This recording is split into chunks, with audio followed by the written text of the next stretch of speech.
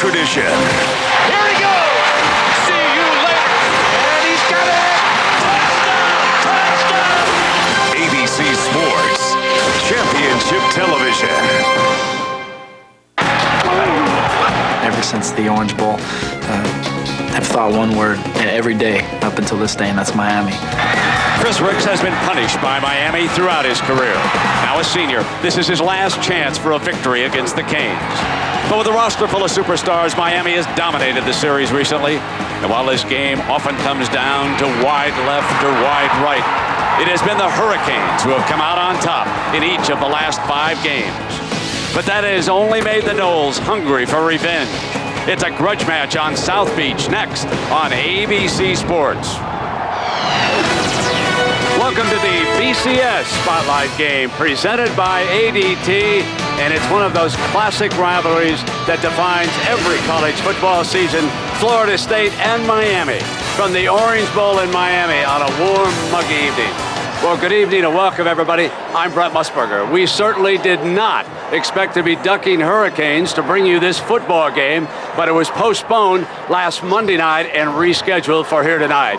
And now the good folks of Florida are hoping and praying that they do not feel the wrath of a third hurricane, Ivan, which is closing in now from the south. And earlier, Hurricane Francis struck the Florida State family in tragic fashion. Florida State coach Bobby Bowden lost a former son-in-law and player, John Allen Madden, and a teenage grandson named after him, Bowden Madden. They were killed in an automobile accident as that storm approached Tallahassee. Our sympathies tonight go out to the entire Bowden family, which includes son Jeff, who is the team's offensive coordinator. And I guess, folks, sometimes we all need ball games to escape the harsh realities of everyday life. We welcome my partner, Gary Danielson, to what should be a great ball game here tonight, folks. But, Gary, the question is, how about playing one this big as your first ball game, pluses and minuses? Well, I think there's a couple of pluses to this. You can really focus your football team on this game. I mean, this is a big game. Every practice, every meeting, the coach has his players' attention. The other plus, you play them late, these two teams will eliminate the losers. These good football teams could come back.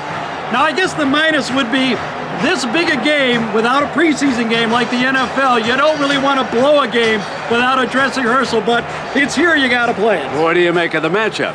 Well, you know, we always talk about the great skill in this game, Brent, and we always get mesmerized by the speed, but this has been won by fierce hitting and tough football. It's an Arnold Schwarzenegger game. No room on the field for the girly man. It has always been that. We go down below to Jackaroo. Jack. Well, Brent, it's the greatest scene in all of college football, but both of these teams have suffered from some cabin fever. A 4-day delay due to those hurricanes, but now the Miami Hurricanes and the Seminoles are ready. But in pregame, there wasn't the bounce in their step. It was like, let's just get this game played. I can't say the same, though, for the crowd. They have been shouting and cheering. They want to get it on. Thank you, Jack. And before we kick it off, let's check in with the gang in New York. John Saunders, Aaron Taylor, and Craig James. Brent, thanks a lot, and welcome to the Hartford Mutual Fund's pregame. As we look towards any matchup between Miami and Florida State, it's a huge game. This year, though, it's even bigger because it's a conference matchup. It's an ACC matchup. It's also a rivalry game. And I don't care how long that these teams have had to wait to play this game. They know each other extremely well. And within a few minutes of being on that football field, warming up there, and you know it, they're going to be jacked up and ready to play. I'll tell you what, Craig, you know as well as I do that playing in big games like this, one of the things you have to do to deal with is distractions. So I wouldn't be surprised if both these teams come out a little bit rusty. Mental errors, penalties, center quarterback exchanges. I think the team that can handle the adversity and these distractions the best is going to come out favorable. Who wins and why? 11 of Florida State's last 31 losses have come at the hands of Miami. I'm going to have to go with the Canes on it. Ooh, I disagree, baby. I really, really, really like Florida State. Why? Chris Ricks, the less of two evils. All right, I still like the Miami Hurricanes because they're at home. As for these two teams, each of them thinks it's their night. 2002, in the Orange Bowl, we should beat them. And we got got back. When we played here in the rain, we should have beat them. We played in the Orange Bowl, we should have beat them. We could have, would have, should have, we didn't. But now it's, it's our time. Every down is going to be a battle. Blood, sweat, and tears. Every down. I really believe that we're due against Miami. It's been about 5 years since we've beaten them, so nothing would make me happier than to beat the Hurricanes. Those 5 previous wins, they don't really mean anything. We just want to win one more. The Hartford Mutual Funds pregame, brought to you by the Hartford Mutual Funds, for people who are always thinking ahead. We'll be back with the kickoff after these messages. Something new has been added to this rivalry. This is a conference game for the first time ever. Both Florida State and Miami now competing in the ACC. And Florida State winning the coin toss. As is the custom with almost all coaches, they defer. They prefer to go on defense in a big game. However, Gary Danielson made an interesting point because Miami chose to receive, but they received to the left. And that means that Florida State gets to kick it off, but they get the wind at their back. Yeah, that's unusual. The first time Miami has the ball, they will go right into about a 15-mile-an-hour wind, I would guess. In warm-ups, it was significant. Safia Badia will put the ball on the tee. The senior kicker and the captain of the special teams for Florida State this year, and a young man with unpleasant memories about this rivalry. The kickers for Florida State who have struggled so mightily in games past, and he missed a couple of big fourth quarter. As these two teams met twice last season, once during the regular season and in the Orange Bowl. With the wind at his back, it will be down in the end zone. Devin Hester will take a knee, and it'll come out on the 20-yard line.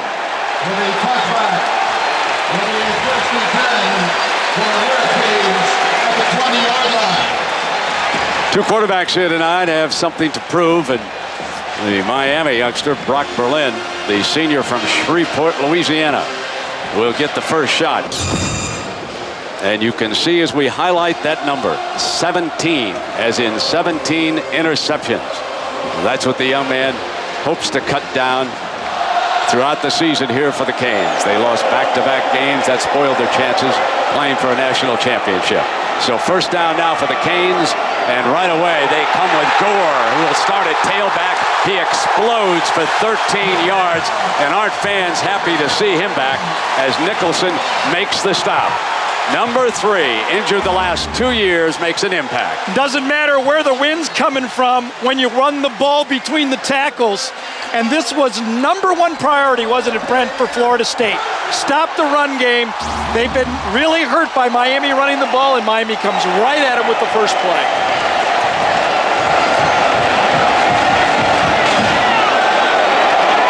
Parrish is number 1 at the bottom of your screen. Play fake on first down. Set the screen pass incomplete. So it will be 2nd and 10. Let's take a look now at the Outback Steakhouse starting lineups. So many stories on both of these clubs, the backs and receivers, and the question for Gore, of course, is one of stamina with injuries in each of the last 2 seasons. They'll monitor him carefully before he went down, gaining almost 500 yards and scoring 4 touchdowns. The offensive line realigned for this game. Chris Meyer's first game over there on the right, number 77 at tackle. Tyler McMeans, the guard, a JC transfer, has proven to be tough in scrimmages, and they know it's man-to-man combat when you play the nose. 2nd down and 10. Back with Gore. Sidesteps to the left, and he is brought down by Watkins and Eric Moore as we check in on that Florida State defense. And Eric Moore certainly is a story, number 55, who just made that tackle because he's taking on Winston, the outstanding left tackle. Now here are the youngsters stepping in for last year's starters. Piquion is in there in a very veteran secondary, and they can go 6-7 deep back there. So they have a lot of extra men in the defensive backfield. Now 3rd down for Brock Berlin.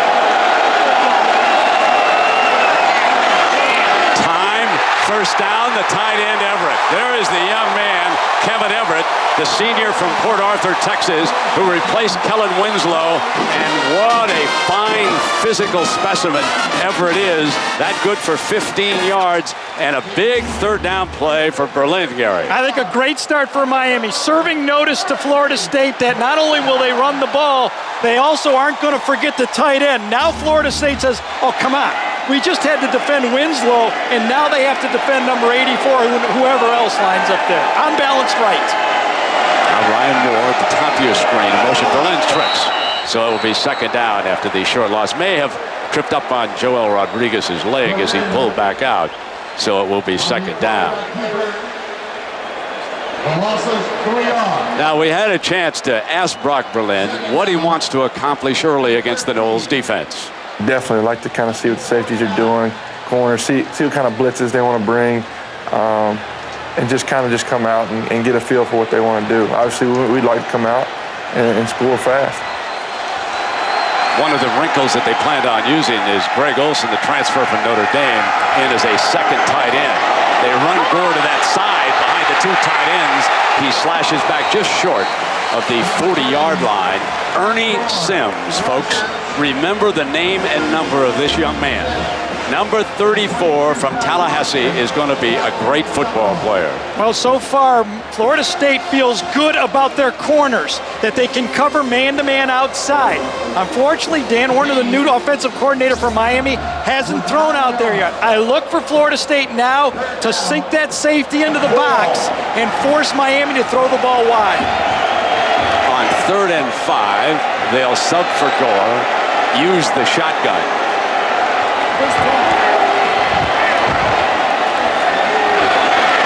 Under pressure, fires, and dropped at the first down marker. So Ryan Moore lost the handle, and Miami forced to punt. There was pressure that time from A.J. Nicholson, the junior from Winston-Salem, North Carolina. A little surprised by Miami on that one. Right under snap, you could tell Florida State was going to play man-to-man across the board. It was easy pitch and catch, and Miami did not get it done. Now a question mark, of course, is Brian Monroe, somewhat inconsistent. Takes the high snap, left foots it back. Leon Washington makes the fair catch at the 10-yard line. So now the other side of the quarterback story. Here is Chris Ricks, a young man who has suffered at the hands of the Canes. 0-4. Overall, his numbers pretty impressive last year, except for what happened against Miami. Losing to them twice, and now his last chance as he brings the offense out as a senior. And we will tell you one thing that both Jeff and Bobby Bowden told us today. Everything goes tonight. It's all in. This will not be a conservative game plan like the Orange Bowl. We'll use motion. We'll use double shifts. We'll go short. We'll go long. We're going to throw everything at the Canes. And immediately, Ricks changes up at the line. Washington. For about 3 yards as we take a look at the Outback Steakhouse starting lineup now for Florida State. And just like Miami, lots of stories here. Leon Washington is the workhorse. You saw him carry the ball. Total yards averaging almost 100 yards a game for the Noles a year ago. And over there, number 70, the left tackle, Alex Barron. He someday will be playing Sunday afternoon football. And Monday night, we might add. He is one of the best. Second down. 7 yards to go for Ricks and the Noles. That's the fullback way out there. They empty the backfield. They go 5 receivers, and they throw to Thorpe. So Crefonso Thorpe makes his first reception. Roger McIntosh with the tackle. Santonio Thomas would not have been able to play because of an injured back on Monday night. Finally healthy. Question here, of course, if you lose Vilma and Williams, who's going to step up? 2 years ago, McIntosh got a lot of snaps. There's a future number 1. Last year, they had 4 number 1 draft choices on this Miami defense. And Florida State wants to test the youngins. Third down now for Ricks.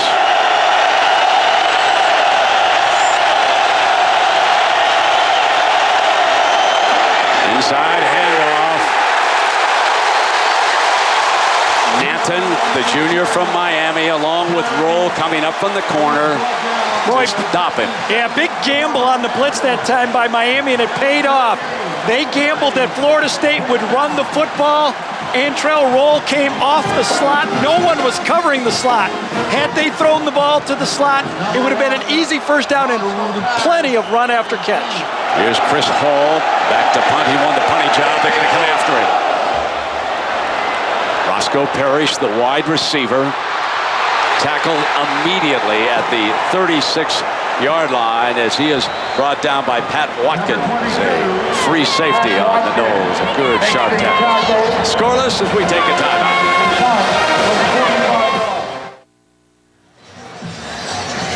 9:44 to go here in the opening quarter down in Miami. Florida State and Miami, and Gore returns. Frank Gore, he was out on that 1 3rd down play when they failed to convert first down. So he's back for his second series.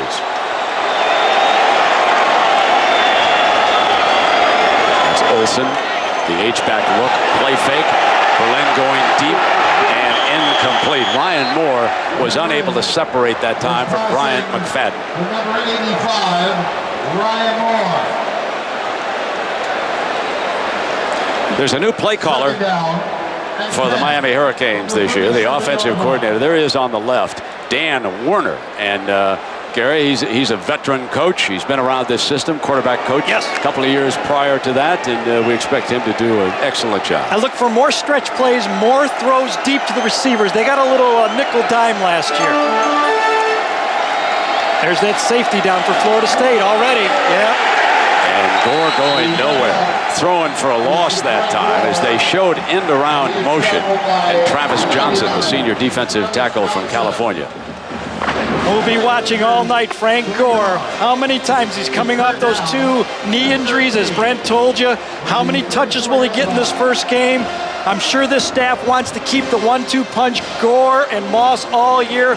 We'll watch how much he touches and how much he contributes all night.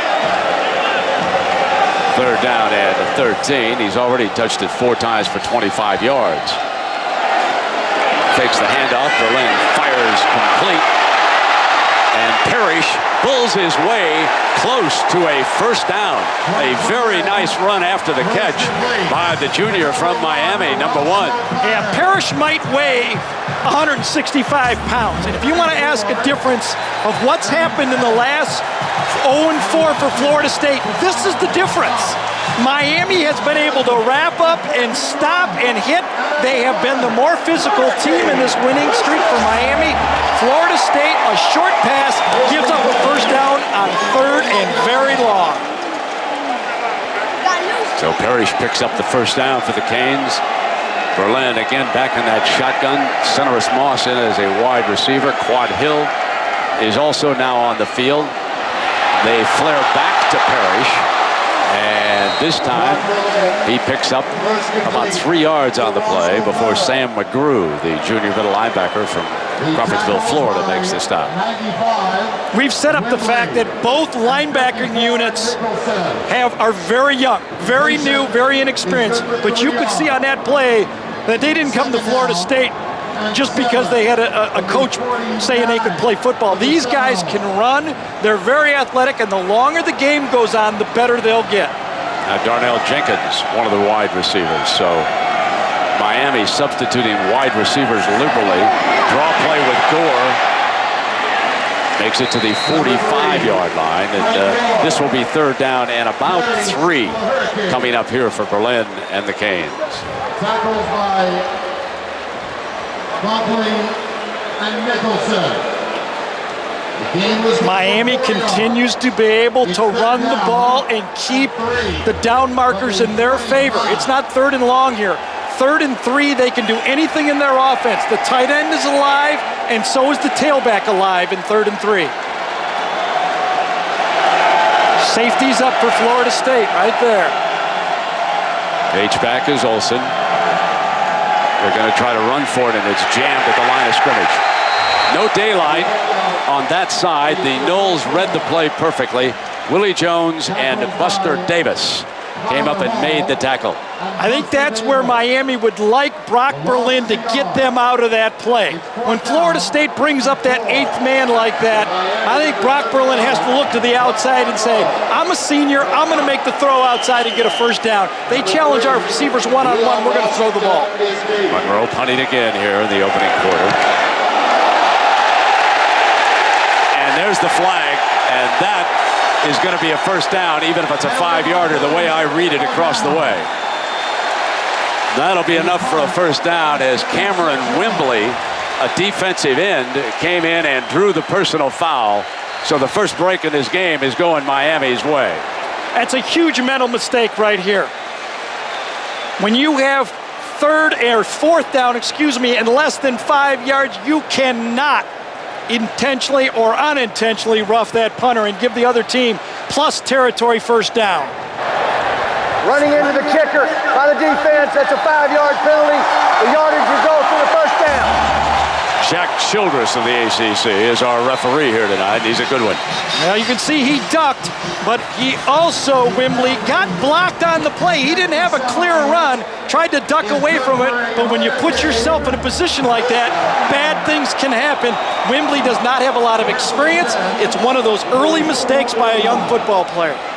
Monroe is a young man from Palm Beach Gardens. He lost contact with his parents up there when the telephone service was knocked out. A couple days later, his mother, who's a nurse up in that particular area, was able to get a hold of him.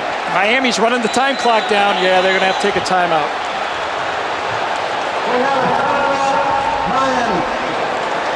And we'll take a timeout. ABC Sports presentation of college football brought to you by Chrysler. Inspiration comes standard. Under Armour Performance Apparel. The advantage is undeniable. Outback Steakhouse. No rules, just right. And AOL for Broadband. Proud sponsor of First and 10. Well, no score. Brock Berlin avoids a 5-yard penalty with that timeout. Frank Gore, the junior from nearby Coral Gables, continues to operate at running back.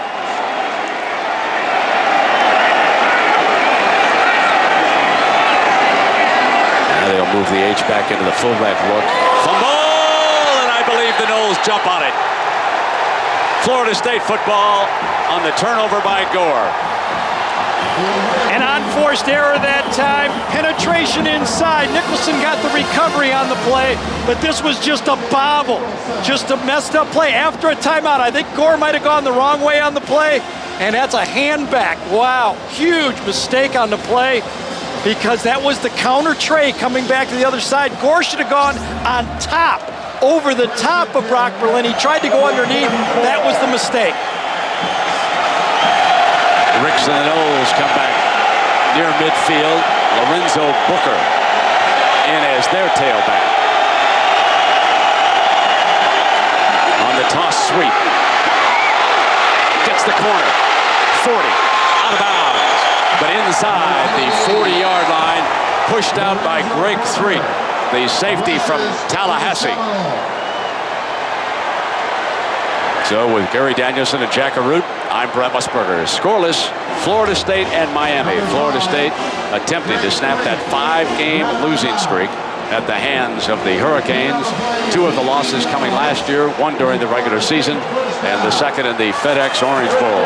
And now, after Booker catches the corner, it's a first down inside the 40 for Chris Ricks, who is a senior, is trying to break 0 for 4 against the Canes as the quarterback for Florida State.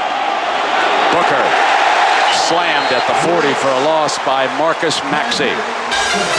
Well, Monday night, it's the regular season premiere of Monday Night Football. Brett Favre and the Packers battle Jake Delhomme and the Panthers. Monday Night Football, 9 Eastern, 6 Pacific, right here on ABC Sports Championship Television. And don't we hope that that game is as good as the one last night.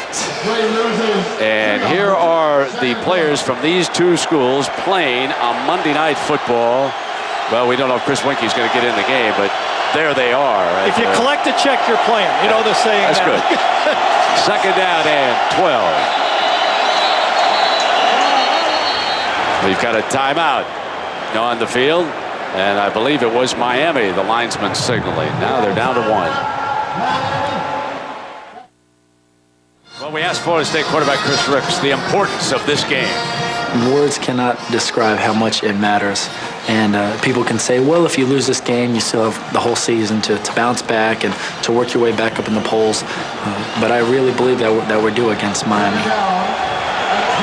A young man who has been troubled Tallahassee on and off the field, but everybody to a man, including his teammates, say he is now showing the maturity of a senior leader. First 4-year starting quarterback ever in the Bowden era. Sets the screen pass. Booker trying to come back. Got Ricks on the other side, throwing a beautiful block. And Booker is out of bounds inside the 35. But wait till Gary Danielson shows you the effort by the quarterback on the comeback block. Well, I'll tell you, that's one thing they talk about Chris Ricks. It isn't because of lack of intensity. He's made mistakes. It's going to be a screen pass to the right side over here. Smelled out very well by Miami. Booker makes a spin move and comes back to the quarterback. You know, really, you have no choice. You got to throw the block. He gets it on the defensive lineman. Thomas right there gets up wincing, but everyone in the huddle remembers that play. Now 3rd and 3, and Ricks drops back into the shotgun. Under pressure, throws it complete to Chris Davis, the sophomore from St. Petersburg, Florida. And he is short of that 25-yard line, but that we'll see where they spot the ball. It is close, and it is a first down, Seminoles. Jeff Bowden has said that he tweaked the offense about 20% for Florida State. And what he tried to do, he feels he's got running backs that can catch the ball. You see it right on his right side, right there. There's Jeff. In short passes, he felt he went vertical too much against Miami in the pass. The short passes is what he wants to do, and so far, he's excellent. Ricks is 3 for 3. First down and 10 inside the 30-yard line. Booker tripped up in the backfield by Santonio Thomas, who said, yeah, I took a block from the quarterback, but take that. It reminded him all. A big triple header now on ABC. There's your leadoff games around the country. Then the second games of the doubleheader. We'll continue right on into prime time. Gary and I are going to go up to Clemson for the Georgia Tech game. We'll see Penn State, Boston College in the Northeast, Colorado State, USC out west. So big day of college football on ABC. Now Florida State goes trips to the right this time.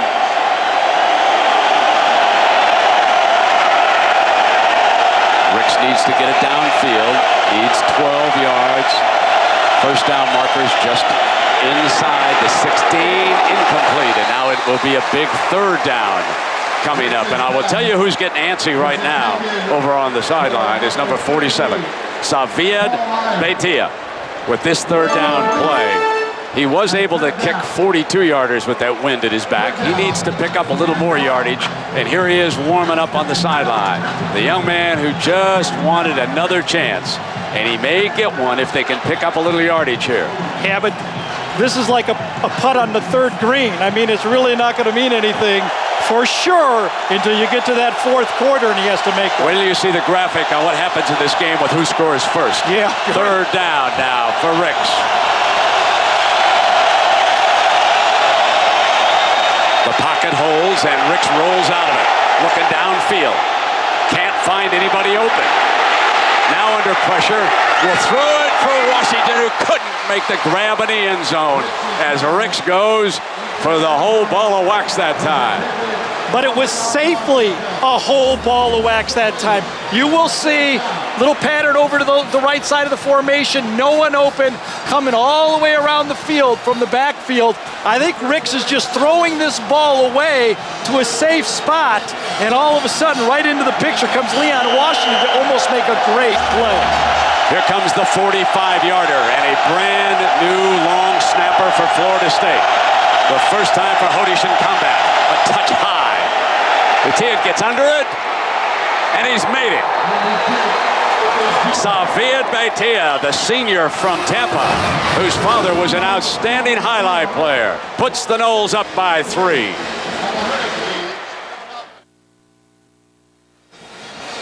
How important was that field goal for Florida State?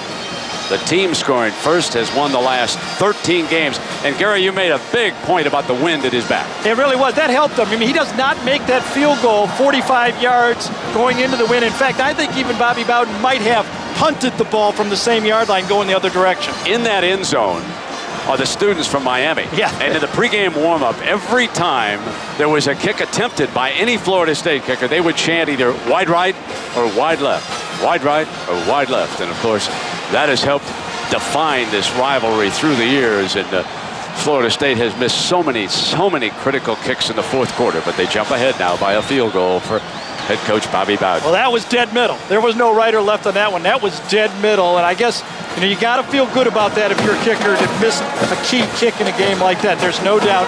I think Miami, I just wonder if that was just a misplay going against the wind, because it has affected the football game and the kicking game so much already in this first quarter. Look at that little swagger as he walks back there. Is that a highlight swagger right there? Got a little bounce to the step. I've never seen that. Is that a... Let me tell you something. He knows something about a Quinella. And with the wind in his back, he drills another one out of the end zone. He'll come out of the 20. Gary, let's take a look at our Chrysler passing playbook. Well, Chris Riggs has been so good at this in the past, getting out of the pocket and making plays. The problem is, he's made a lot of bad plays. This time they throw the short pass and he motions to his team and tells his team that I'm going to be a leader, I'm going to be a physical football player, and I'm going to be a smart football player. And that's what they're looking for from this senior as they start trying to make this run. And Brent, they were very clear with us. Their goal, national championship. They did not mention the word ACC. Yes, exactly. Both teams with bigger goals. And Moss now in as the running back. Tyrone Moss, sophomore from just up the road in Pompano Beach, Florida. High formation. Moss into the middle of that Knoll defense. Number 30, Tyrone Moss. And you can see defensively out there how aggressive the defensive linemen are for both of these teams. Even when San Antonio was taken down by that Ricks block, he gave him a little emphasis on the back of the shoulders back there that time. There are so many pro scouts who like to look at this game because they can measure strength against strength. I mean, as Gary said, it is for men only, and it has been over the last few decades down in the pit area for both of these teams. Just wonderful, wonderful football players. Berlin couldn't find anybody open, and it'll be third down and long. And of course, this area impacted so much by Hurricane Francis. And we asked Brock Berlin about the players and the coaches' families. And here's what he had to say. 50% of our team is from South Florida. And so you want their families to be okay. They want to check on the families. You'll see them. And so it was good. It was good. Coach gave us a few days off. A lot of guys were able to go see their families and be there with them. And we certainly hope that everybody in Florida is safe and sound, and let's hope for the best next week. Florida State's kept 3 linebackers on the field. Berlin under pressure, runs away from it, but he's not going to run for a first down, and Miami is forced to punt again by this Florida State defense. And Parrish just got into it with Brian McFadden, and a penalty flag has been thrown by the field judge down around the near side 30-yard line. Yeah, but it's going to be on Parrish, too. I'll tell you, on that scramble that time, Brock Berlin, if he'd have kept his head up like he's taught to do, he had Ryan Moore wide open in for a first down.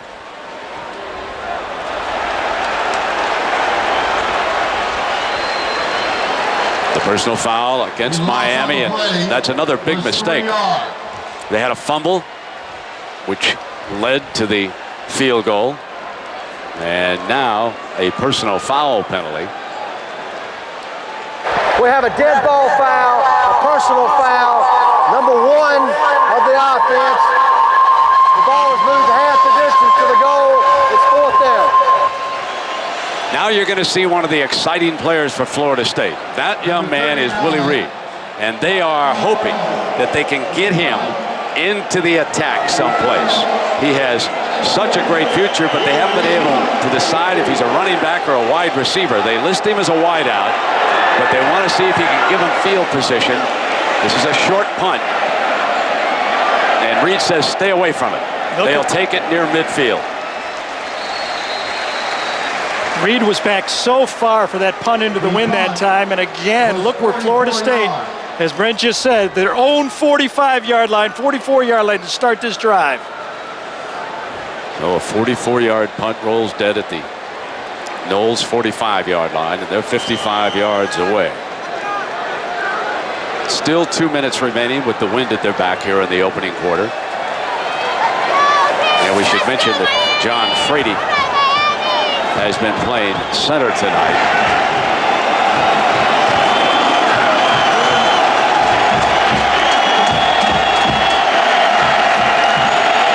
Fake toss, and they bring Chris Davis, the wideout, around, but Baraka Atkins, the defensive end from Sarasota, read the play perfectly. Boy, great discipline. You have to be a great athlete to play at Miami. Everyone knows that. But this discipline on a pitch the opposite way to get as deep as the deepest guy, that's why he made this play. You look out here to the outside. Watch him get deep on a pitch one way, coming back the other way, and he just makes that play to the outside.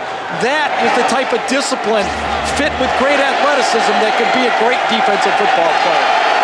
2nd and 14 for Ricks. And again, Jeff Bowden upstairs has confidence in the offensive line. Ricks alone in the backfield. They spread it out, deflected incomplete, and it'll be 3rd down. You know, the last 5 games have all been won by the Hurricanes, and there you see the average score. And note that the Canes have been able to put 400 yards on some pretty good defensive talent per game. But of course, through the years, several of these Miami players, as Gary has detailed, have moved on to the NFL, and that Miami offense has not been able to move the ball much here tonight. They have 56 yards and Florida State only 32. So both defenses are dominating here with 1:11 to go in the opening quarter. Ricks forced to run out of the pocket. Dangerous cross field. Up high, incomplete. Coaches have been trying to talk him out of it. A late penalty flag comes flying at the 40-yard line. There's 2 of them out there, one on the offensive line and one in the secondary. Could be offsetting. Coker not happy with one of them. I thought that ball was uncatchable, to tell you the truth, in the secondary. We have an ineligible receiver downfield, number 64 of the offense. We have pass interference, number 31 of the defense, offsetting foul. Repeat the down. So Glenn Sharp gets away with interference because of the ineligible receiver downfield. And those of you, I'm sure, have been watching games and listening to all the announcers who pointed out that this year that they will give the number of the player who's guilty of the infraction, which I think is a good change. And then we're not left guessing up here, and nor are you at home. 3rd down and 14.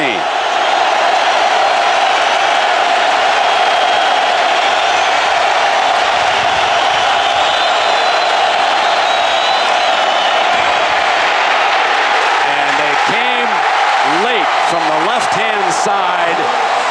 Kelly Jennings coming on to blitz from that side, hesitated a step, so Ricks did not see him when he started.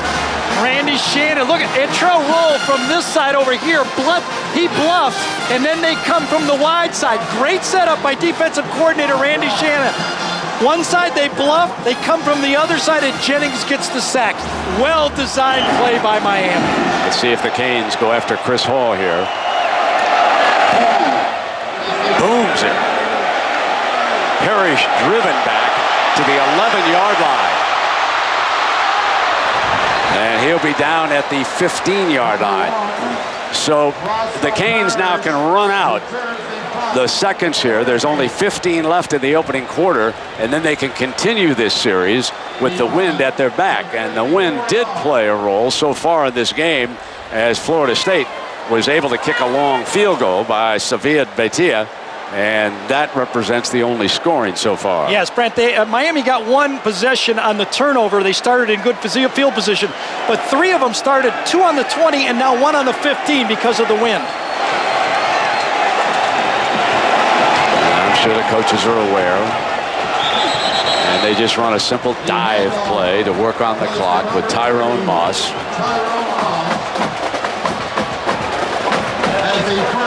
And the final seconds tick away on our opening quarter. A turnover, the big play. Gore coughed it up. Recovered by Florida State. And then Beitia nails the 45-yard field goal. Split the uprights. It's 3-0.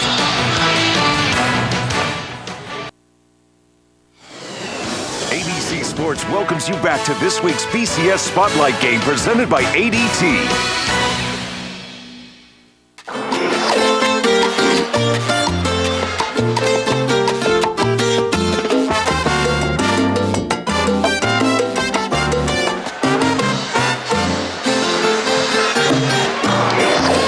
It's always wonderful college football entertainment when Miami and Florida State get together, whether it's here in the Orange Bowl or the FedEx Orange Bowl or up in Tallahassee. But now Gary Brock Berlin gets to operate with the wind at his back. Yes, Miami needs to open it up a bit. They've shown they can run the ball when Florida State doesn't think they're going to run it.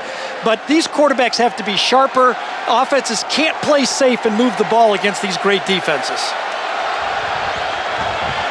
Continuing that H-back look, and now they run behind it with Tyrone Moss getting the call. Well, you know, the first thing we notice about Frank Gore is that he appears to be running very, very well for Miami. And what do you make about the quarterback matchup so far? So far, I've been a little disappointed in both of them. A few throws by Chris Ricks that I think were uncalled for. Bobby Bowden said, I don't care if you make a couple mistakes, Chris, but don't make the silly mistake. And a couple of those throws across the formations were bad.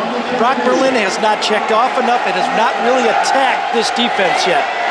This is a big third down for Berlin and the Canes. Shotgun, they come after him, steps up, throws, incomplete. And Brian McFadden, the senior corner from Hollywood, right up the road, who knew he was going to be a target in this game, stood tall on that play.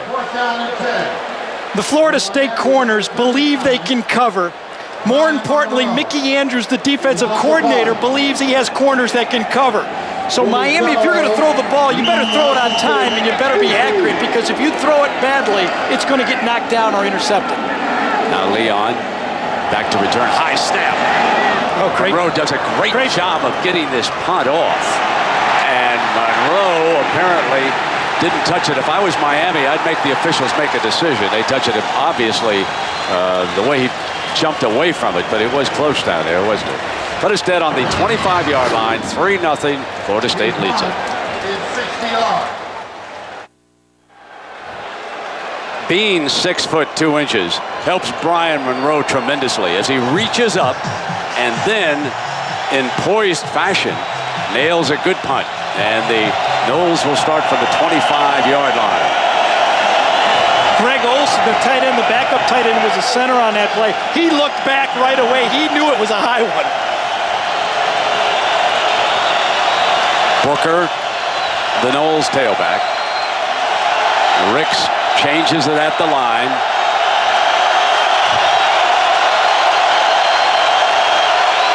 Toss play to Booker, trying to get a corner. He got one earlier in the game, but not this time. Down back by the 20-yard line by 3 and roll. Miami was playing their safeties 13 yards off the line of scrimmage, both of them. There's Roll in the line of scrimmage because Florida State is using a bunch formation, but watch Roll. He takes on the fullback, doesn't get knocked down, bounces it outside, and here comes the safety. Threet is right there.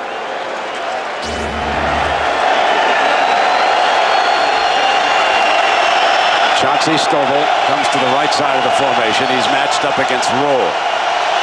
The Noles cluster 3 just outside the left tackle. Ricks is in deep trouble, steps away from it.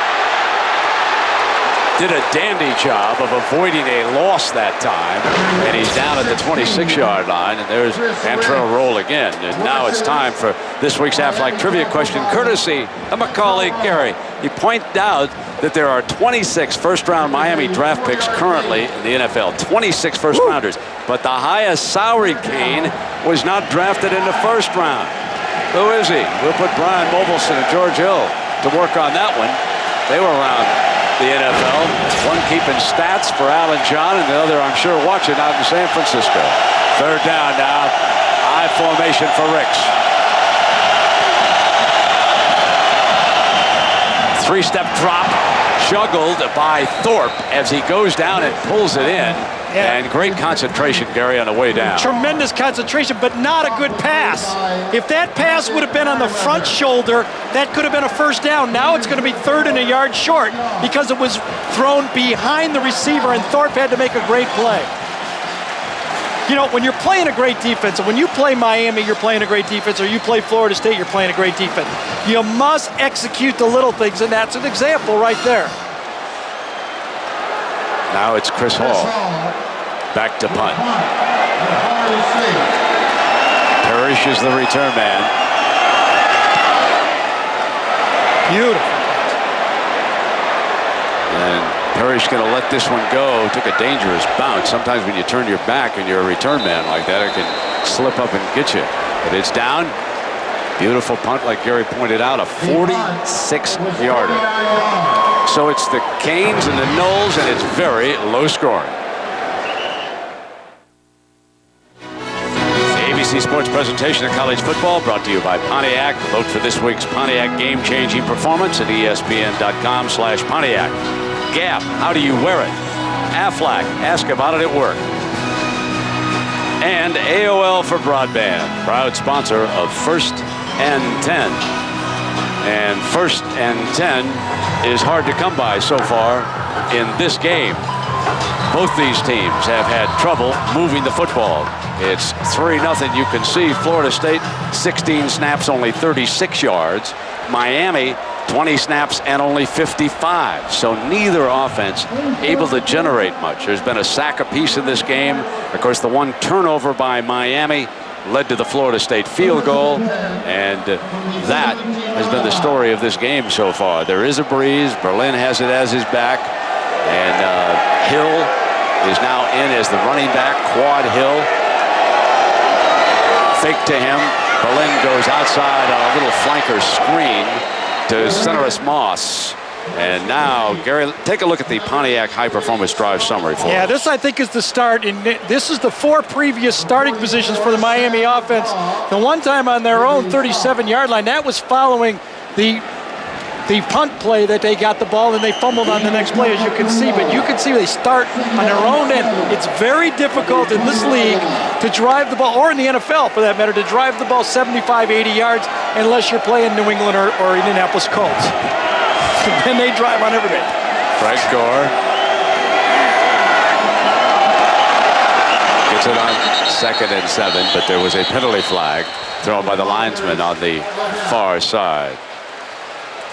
So the top of the hour, and if you just joined us, you haven't missed much unless you love defensive football. It's been hard hitting here between Florida State and Miami, and a fumble which led to a field goal by the Seminoles. And our Pacific Life game summary shows the tale of 2 quarterbacks under constant pressure, Gary. They sure have. They've not been able to move them outside the pocket, and both teams have been able to zero in on the quarterback and force them to throw it quick, to scramble and not effectively, and neither quarterback has been sharp and accurate yet so far in this football game. Now the 5-yard penalty against Florida State for being offside moves that ball out near the 25-yard line, and so this could help Miami generate a first down on this drive, as here comes Gore searching for daylight.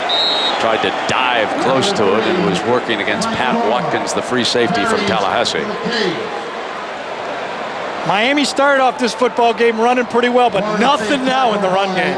Let's check in down below with Jackaroo. Jack? Well, Brent, we know how much Frank Gore has wanted to play in these games. He rehabilitated from 2 torn ACLs to be back in competition. But what we didn't know is who his motivation was. During off-season conditioning, Frank Gore was in every day lifting extra time. And you know who spotted for him? His quarterback, Brock Berlin. Yeah, Brock and Frank have stayed close here in Miami, Jack. In fact, Brock is very friendly with a lot of his teammates, popular with them. And Gore able to battle for the first down at the 30-yard line. So work in the weight room pays off as Ernie Sims makes a stop. Well, we ask you the Aflac trivia question. 26 first-round Miami draft picks, currently in NFL. But the highest paid Cane was not drafted in the first round. Who is he? Here he is, ladies and gentlemen. Clinton Portis, a very rich Clinton Portis. With the Washington Redskins signed an 8-year, $50.5 million contract. So I think Portis is, well, heck, he can contribute a couple of scholarships down here to Miami. Let's get him. First down. He's a fine, fine football player and a nice young man. Back goes Berlin. Beautiful pass. Got his tight end Everett across midfield, and that is as good a ball as Berlin has thrown all night. And it was Kevin Everett for 23 yards carry. And it was thrown on timing, a quick play-action pass. Everett is going to come across right here, a little timing in the backfield with the play-action pass. He does get Berlin great pressure on the backside this time. He gets hit, but look at Everett against the young linebackers. I think that's where Miami has to attack. They must attack. Talented, I'll agree, but inexperienced linebackers for Florida State, and that's the way to do it with the tight end. Berlin has Jenkins flanked to his right. Brings him down in motion, just inside the hash mark. Throws the screen to Gore, who could not get a tackle. Battles his way back to the line of scrimmage. It'll be second down at about 10 yards. And Piquillon, the linebacker, right down here in Miami. So many of these football players were recruited by both of these schools, not to mention the Florida Gators up in Gainesville. So many of them played as teammates and against each other in high school. And this time of year, of course, it's wall-to-wall football down in the state of Florida. And, of course, on Friday night, even Larry Coker alluded to it. He hated to interrupt the high school schedule, but this was an open date. Television was available, so they moved after the game was postponed to play on a Friday. But ordinarily, coaches from both these staffs are out scouting and recruiting the high school football talent in this state, and there's an abundance of it. As Berlin flicks it to Darnell Jenkins. It'll now be third down. Leroy Smith, the defender. He's the senior from Quincy, Florida. See, that's all you really have to do if you're a corner in that type of a pass. You just have to make sure you don't whiff on the tackle, because you've got speed from the linebacker coming out to help you, whether it's Davis, the middle linebacker, or the safeties. If you just don't whiff out there, you'll get help real quick. The Florida State corners are squatting. Miami needs to go deep on them. Even an incomplete pass will open up this game a bit. Brock Berlin facing that third down, trying to run for it. Fumble picked up on the run by Florida State. This is going to be a touchdown. They will not stop him. Cromartie, the sophomore from Tallahassee, picks up the fumble by Roscoe Parrish and goes the distance for the first touchdown, 59 yards. A direct snap to Roscoe Parrish, a bit of a gimmick play. Pretty effective, got 7, 8, or 9 plays, but it's ripped loose that time. Pops into the air, picked up and gone all the way. Turnovers by Miami. Kyler Hall is the young man who stripped the ball away from Parrish on that play.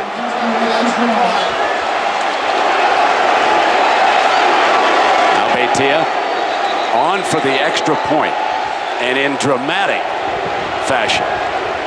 Coming out of nowhere, suddenly Bobby Bowden's Seminoles score the first touchdown of this game, and Larry Coker's Canes are down by 10.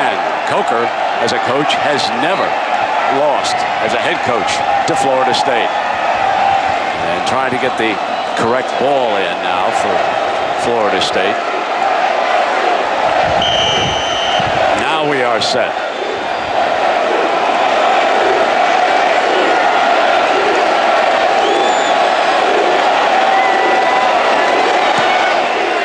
And it's 10-0 as Beitia adds the extra point. Now, watch the ball stripped out by Hall, and watch Cromartie like a shortstop on the big hop. Nobody catching it as he got a big block to clear the way.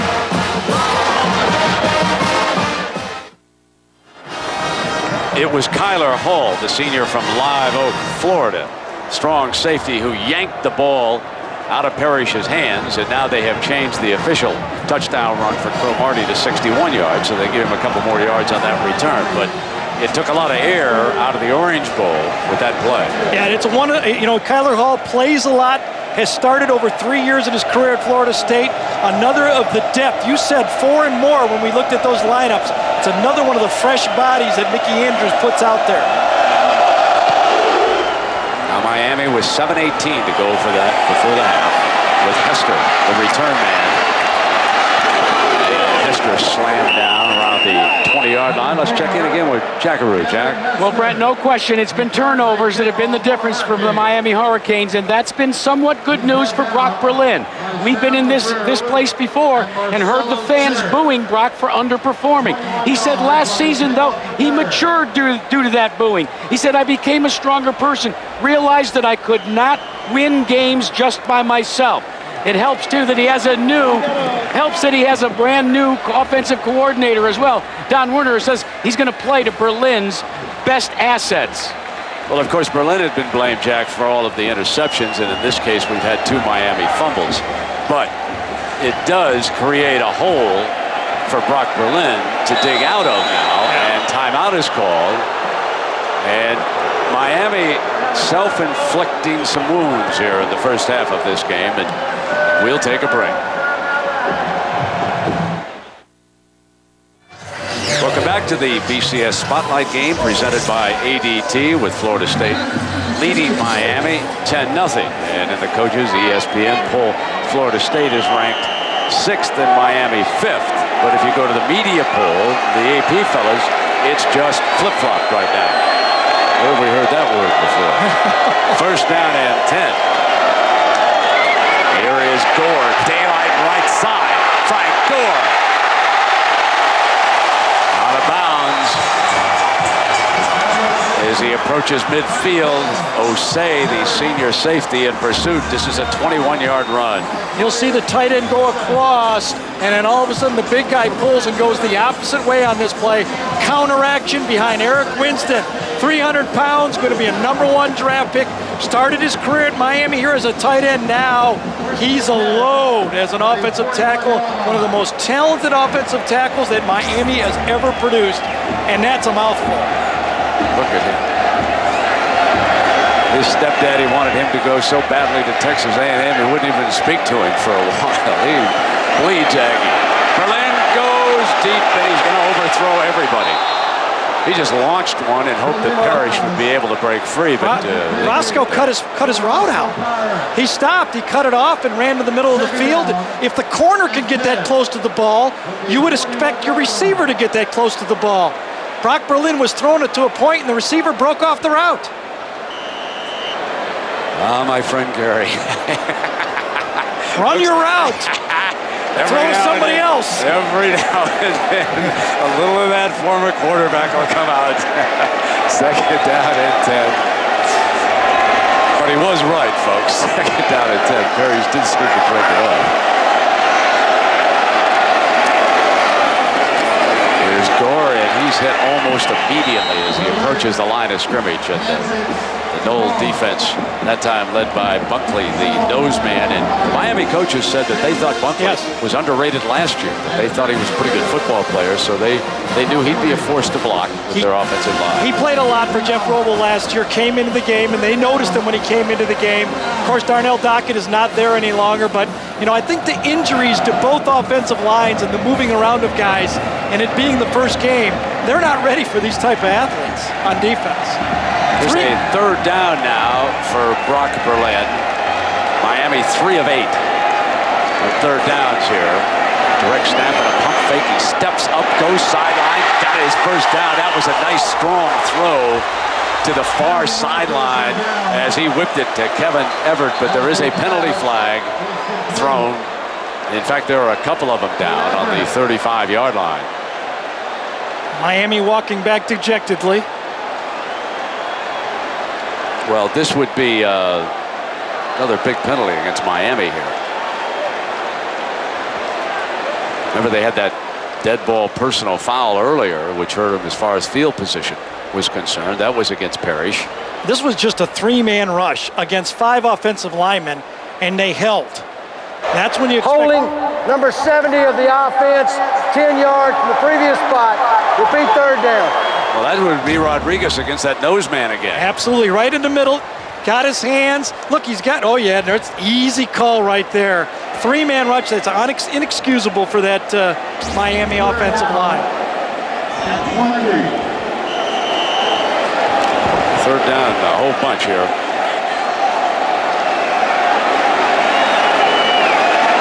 Berlin has to go across midfield.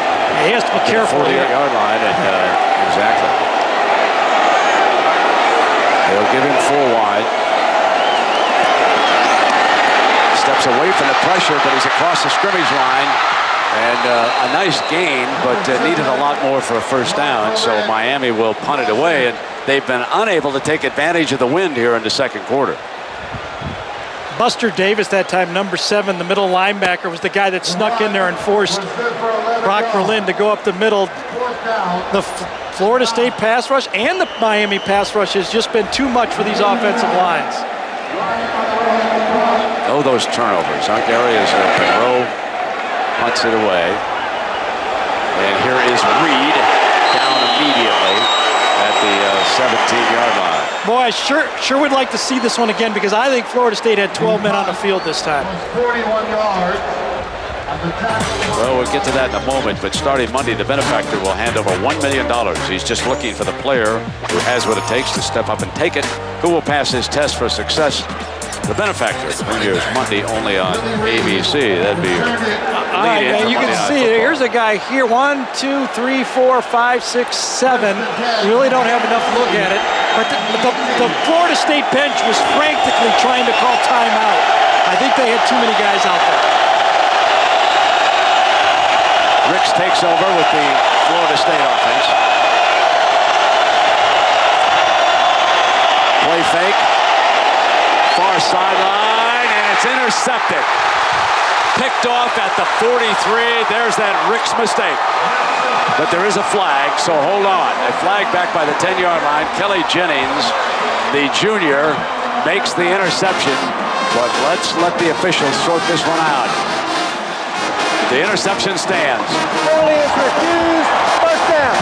A first down play. The quarterback cannot throw the ball like this. Watch Chris Ricks throw this falling away. Throwing it off his back foot, just launches the ball 30 to 40 feet in the air and just tries to guess a completion. It's first down, Chris. You're a fifth-year senior. Throw the ball away.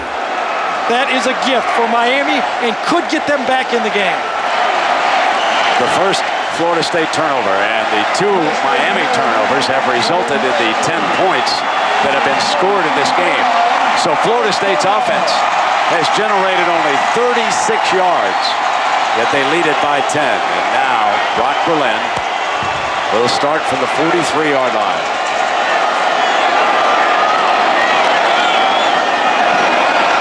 Here's Gore battling inside the 40-yard line. They're not resting Gore. I mean, they're playing him. It's not like they're saying, all right, half the time Moss, half the time Gore, a little bit of Hill. You're getting Gore in this football game. He's the featured back, and he's carrying the ball a lot or touching the ball a lot. 11 carries for 57 yards for Gore so far here in the first half. He has outgained the entire Florida State offense, as Florida State has been able to run for only 9 yards here in the first half.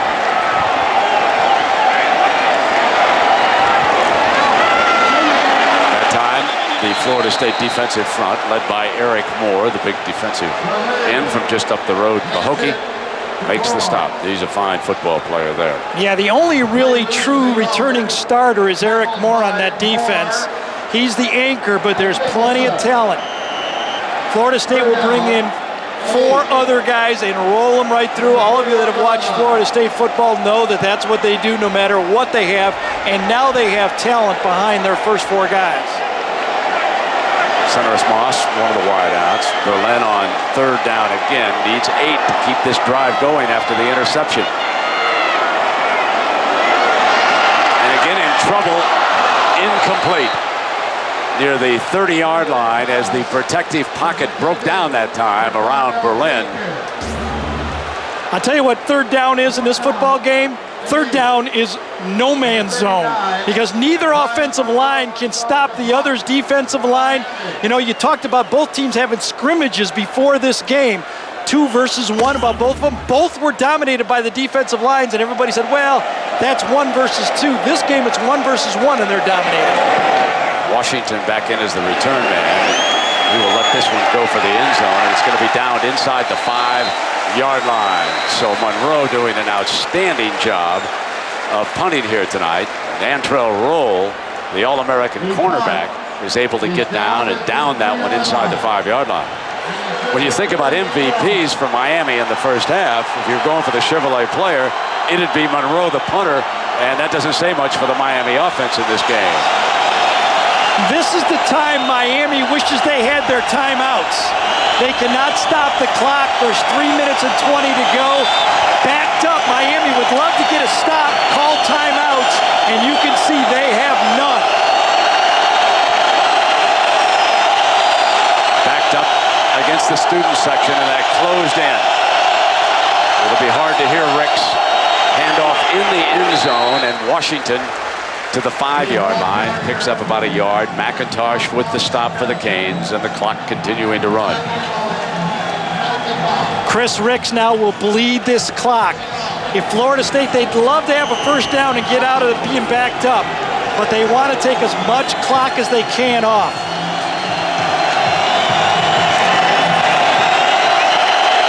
Running the play clock down toward 10 seconds and then inside it.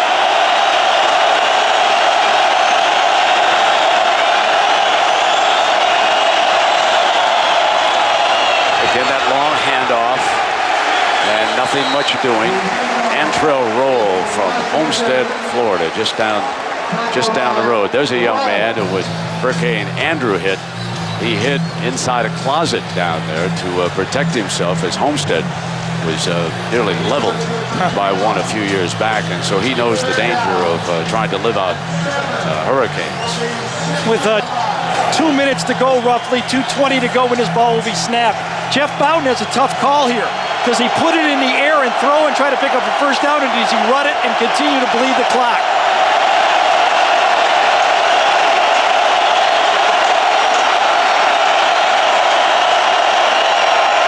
They continue to bleed the clock, short of the first down.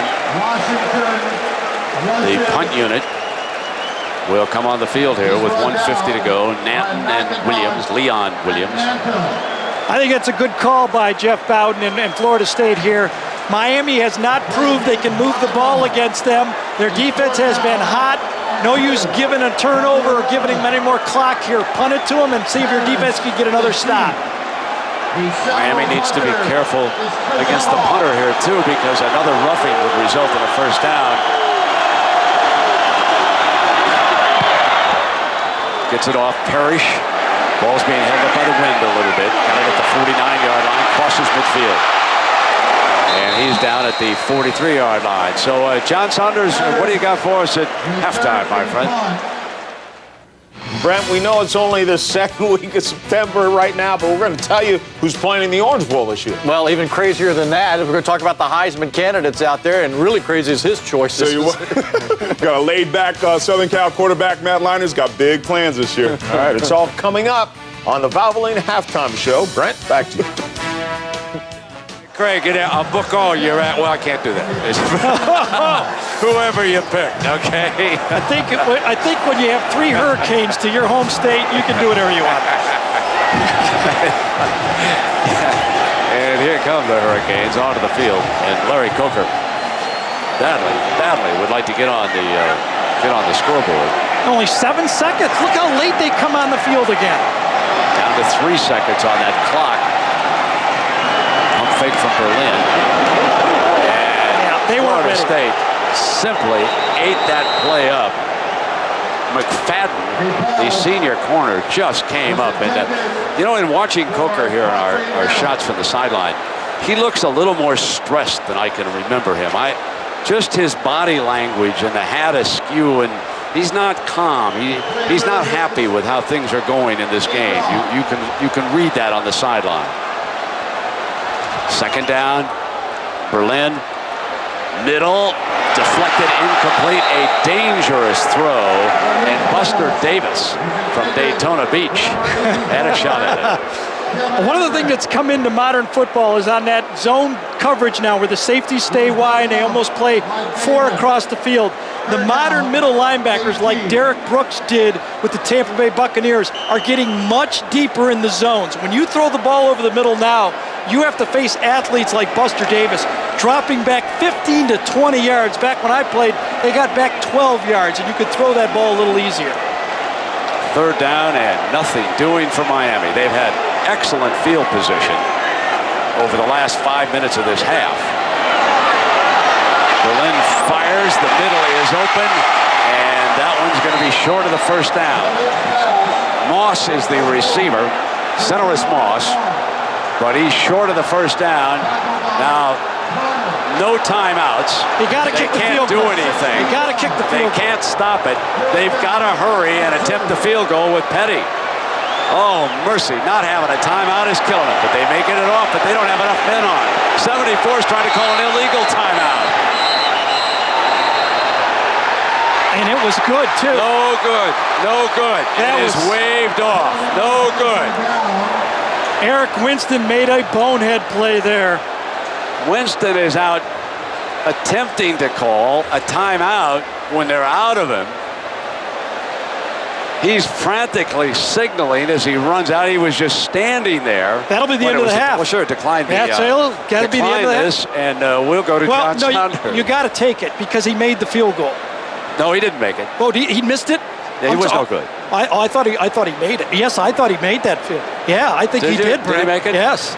Well, maybe it was the officials underneath waving it off. Well, because of the penalty. Exactly. Yeah, okay. But he made it. If they wouldn't have come out there, that was 3 points for Miami. I was looking at the officials. Petty, who has a very strong leg with a 53-yarder, both of them broke in out of the uprights, signaling no score. But they might have been. There was an inadvertent whistle during the down. The offense was calling for a timeout for which they did not have. The whistle was blown. The time ran out during the play. We will have one untimed down. There was an inadvertent whistle at the end of the first half. One untimed down. Well, that's a huge advantage for Miami. Now, wait a second here. Miami had 12 men on the field when they tried to do that inadvertent whistle. We're not sure about that. He might have been the 11th man. Oh, you're right. That is true. He might have been the 11th That is true. Man.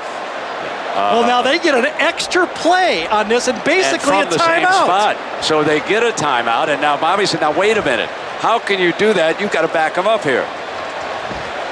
Look at Mickey. Now, folks, exactly. I just love Mickey Andrews' face. Is he a football coach? I mean, look at him on the right side. And I mean, he's just...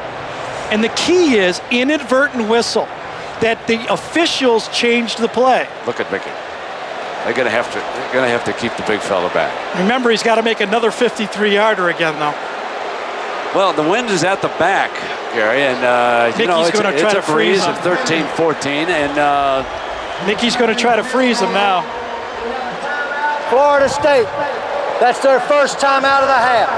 Now, here would be my observation about this, and I don't have a rule book. Let me say this right now. I think that Winston calling an illegal timeout before the whistle should result in a penalty. Now, maybe I'm thinking about Chris Webber, but I'm thinking that when you're out there standing like he was, let's watch it and let's listen. Now, let's just listen.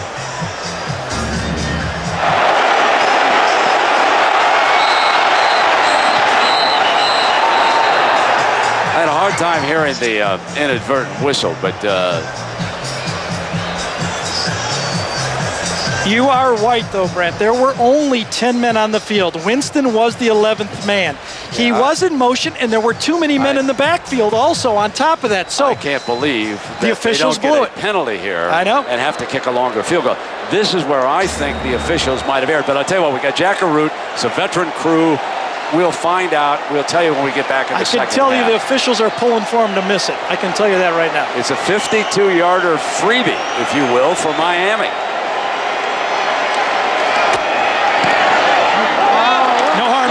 Drive, and that's it. So forget the controversy. No harm, no foul. Move on. Let's go turn the page, and all's well that ends well. However, if Winston wouldn't have ran out there, they would have had 3 points. Let's go to Jack Arute. Well, Coach, turnovers and a crazy turn of events there. Well, I'll tell you, our efficiency's been awful. We wasted our timeouts. We could have used our timeouts at the end of the half, and obviously the turnovers. Defensively, we're playing pretty well, and And our kicking game hasn't been bad, but the turnovers are killing us. Is this first game jitters, do you think?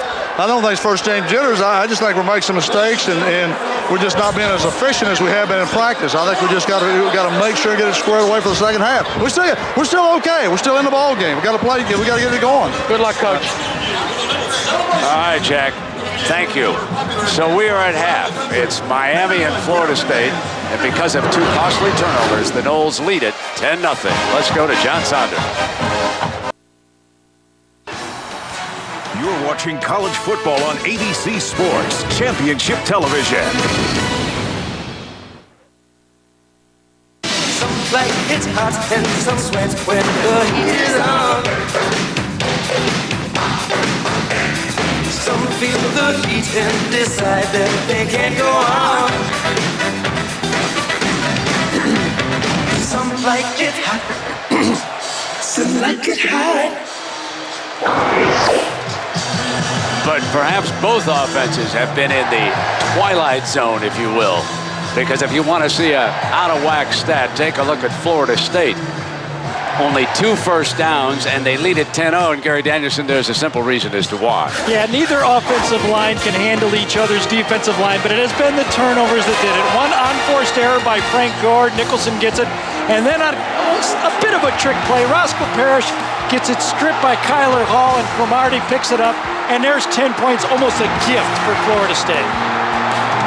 You know, Gary, you made a very, very solid point about this game that we haven't talked about, and that's how businesslike both of these teams have gone about this game here tonight. You know, I have to really salute both teams. And, you know, there's a lot going on in this football game. The hurricanes in Florida, you know, just all the trouble that's happened in the state, the Bowden tragedy. I think both teams should be commended for business. It's not been showboating. It's been good, solid football. So Florida State will take a 10-0 lead into the second half against Brock Berlin. And the Hurricanes here, you know, we talk about Florida State's offense not doing much. Miami pretty balanced with 68 rush yards and 66 pass yards, but only 7 first downs. Brock and the Canes were 3 of 11 on third down. And to start the second half, Miami will kick it off with the wind at their back. Mark Gent, the kickoff man for Miami. And this one, returnable from the 7-yard line. Leon Washington, the workhorse, out to the 28-yard line. And Jack Root was inside the Florida State locker room. And Jack, what was the mood like there? Well, Brent, it was just more businesslike, like we've seen the entire game. Bobby Bowden addressed the team, and he said, guys, we're ahead by 10 points. I want to take you back 3 years ago right here. We were ahead by 13 points going into the half, and we lost the game. I challenge you to 30 more minutes of football. He said, defense, I want you to tackle. And he said, quarterback, make sure the next time you throw one, you know where it's going. That's for Ricks with that deep handoff to Washington to the 34-yard line. And we'll see the Pacific Life game summary, first half stats, Gary. Nothing really happened. The 2 turnovers, of course. Miami had the ball 18 minutes there, but both teams had not been able to do anything on third down. That, to me, is the big thing right there. Both defenses with sacks, pass rushes, and some poor decisions and throws by the quarterbacks have dominated third down in this game. So Florida State into the breeze. They will have the wind at their sails in the fourth quarter. Second down. And coming back now with James Coleman, the fullback, his first carry from scrimmage. And this will make it third down for Florida State. Still searching for its first down since the opening quarter. Both of their first downs came back in the first 15 minutes. You know what I'd like to see Florida State do is move Chris Ricks out of the pocket as well as he runs. Give him a little bit of a pass run, a moving pocket, and let him make a first down with his legs. Antrell Roll is now the nickelback. Booker is in as the tailback. Off a play fake. Here's Roll blitzing from that nickelback spot, and he was all over Ricks.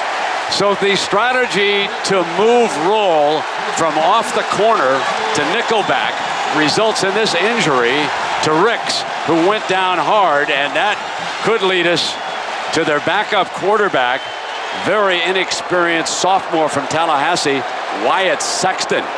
And Rick's still down.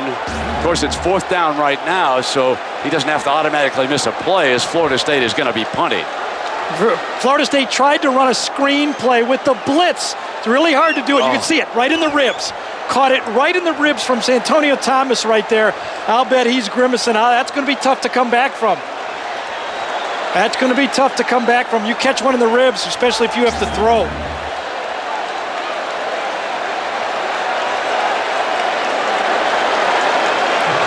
Ricks is down, and Wyatt Sexton begins to loosen up on the far side.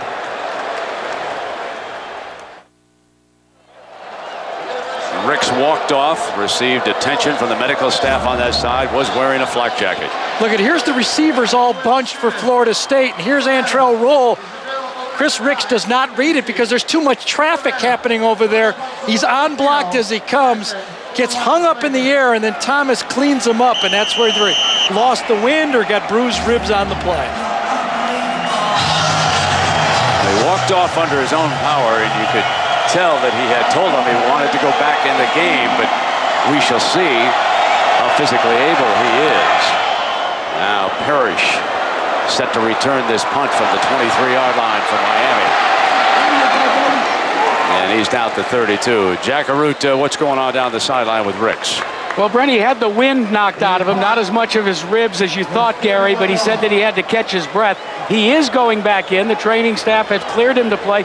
Maybe one of the things that has helped him is the fact that he wears one of those special type of quarterback shoulder pad systems right there that protects the lower part of the body where the ribs are often exposed. That's a good point, Jack, and that's an innovation that's come in about the last 5-6 years. The new protection for the quarterbacks used to be much more bulky for the quarterbacks. This is easier to throw with these pads.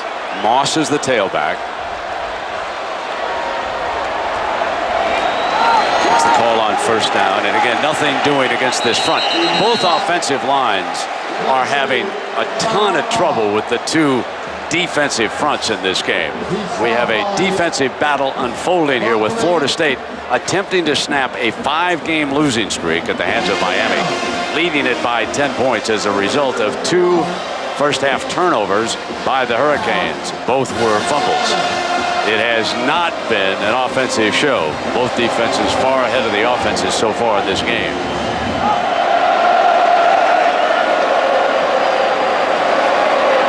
Florida State sits in the base 4-3. Out of bounds on the near side at the 36-yard line. Darnell Jenkins, the sophomore from Miami. Just wonder, as Dan Warner, the new offensive coordinator for Miami, sits in there and says, that running game that looked so good early, are we going to be able to get it restarted again as Leroy Smith, limps off right there? Or are they going to have to go to the shotgun and try to throw in a comfortable offense for Brock quickly before that rush gets there? Struggling on third down. Got this one. First down near midfield. Berlin to Ryan Moore, the 6'3" wide receiver for 13 yards.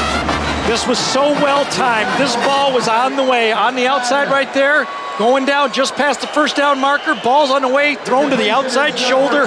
Perfect pitch and catch. As quick as that was thrown, he was hit on the play, Brock Berlin. Now here's Ryan Moore, all-around athlete. And, of course, recruited by the schools in Florida as well as Tennessee and South Carolina. Fine high school basketball player. First and 10. Play fake. Berlin buys time. Got Parrish open. Can he hit him? No. He had Parrish in between corner and safety, and they couldn't hook up. Again, that was a little bit of a miscommunication. The Parrish was running a bit of a flag route in to out, and it looked like Brock Berlin was throwing a takeoff. Watch Parrish right here come in and then back out, and you wonder if the two were on the same place. He goes and he cuts out and looks over his outside shoulder.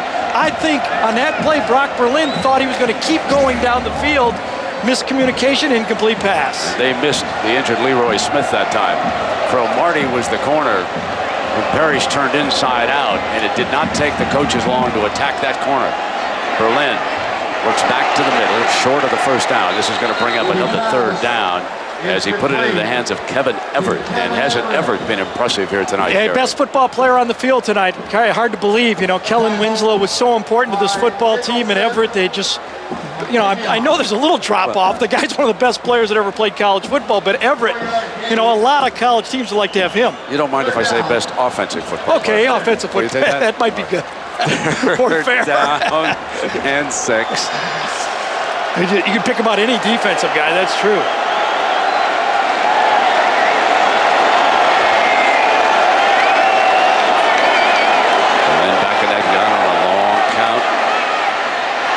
Incomplete. In and out of Moore's hands. Should have had this pass. Yeah. Again, the pass rush. That was a very quick route. 8 or 9 yard route. And Brock Berlin got knocked down as he was releasing it. That means he had to throw it just a bit before he wanted to, and the timing wasn't there. When you can disrupt the timing, Cromartie, man-to-man, Ryan Moore runs a right route. As soon as he turns around, it's on his shoulder. Doesn't really have a lot of time to adjust to the football. Would love to have caught it, but that was good defense by the rush. Brian Monroe putting again with that left foot over Washington's head for the end zone and on through, so it'll come out on the 20-yard line. And Monroe disgusted with himself for booming that too well into that wind and going off into the end zone. So we'll take a break. Noles lead the Canes by 10. Ladies and gentlemen, we thank you for playing. ABC Sports presentation of college football brought to you by the new Chevrolets, 10 new cars and trucks in 20 months on American Revolution. The Hartford Mutual Funds, official corporate partner of the NCAA. FedEx Kinko's, your one-stop for copying, printing, and shipping. Michelob Amber Bock, rich and smooth.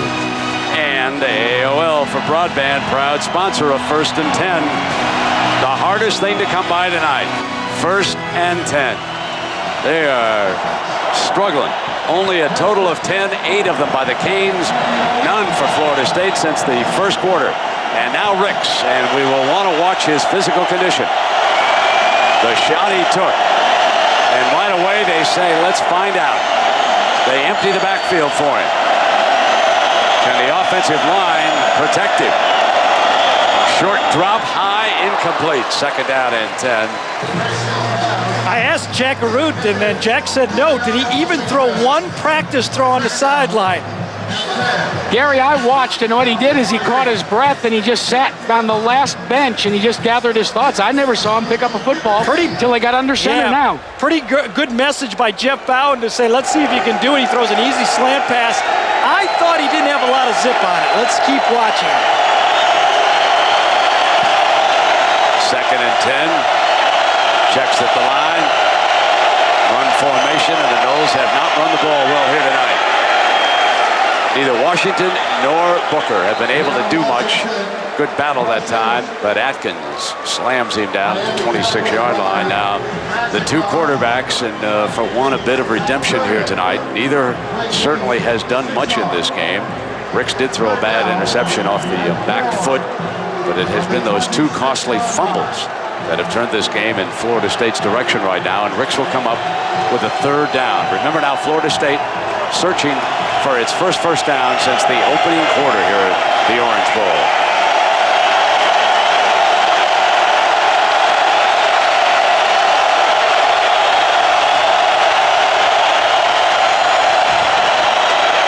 End around and roll. Man, what a football player Antrell Roll is. Are you kidding me? Oh, baby. He can do it all because he has what a corner has to have. Closing speed. This guy just closes in. You saw it on the reverse. Great reach. He can just eat up those footballs. And you know his size. He's been playing close to the line of scrimmage. They had him there again, and he made another play. Wow. Came back as his fourth year as a senior, like Ed Reed did. Remember when Ed Reed came back? He's the leader. Well, he came back because so many of his teammates last year left, I'm told.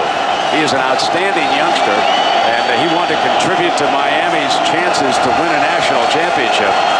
And if the offense could play like Roll plays defense, they'd have a whack at it. Now Parrish will try to give him some field position. On the move. Out of bounds, but he crossed the 40-yard line. And now Brock Berlin and Miami, wind at their back. They've got a chance. Look at Davis, not a chance in the world. Not my way, says Andrell. Never, never, never.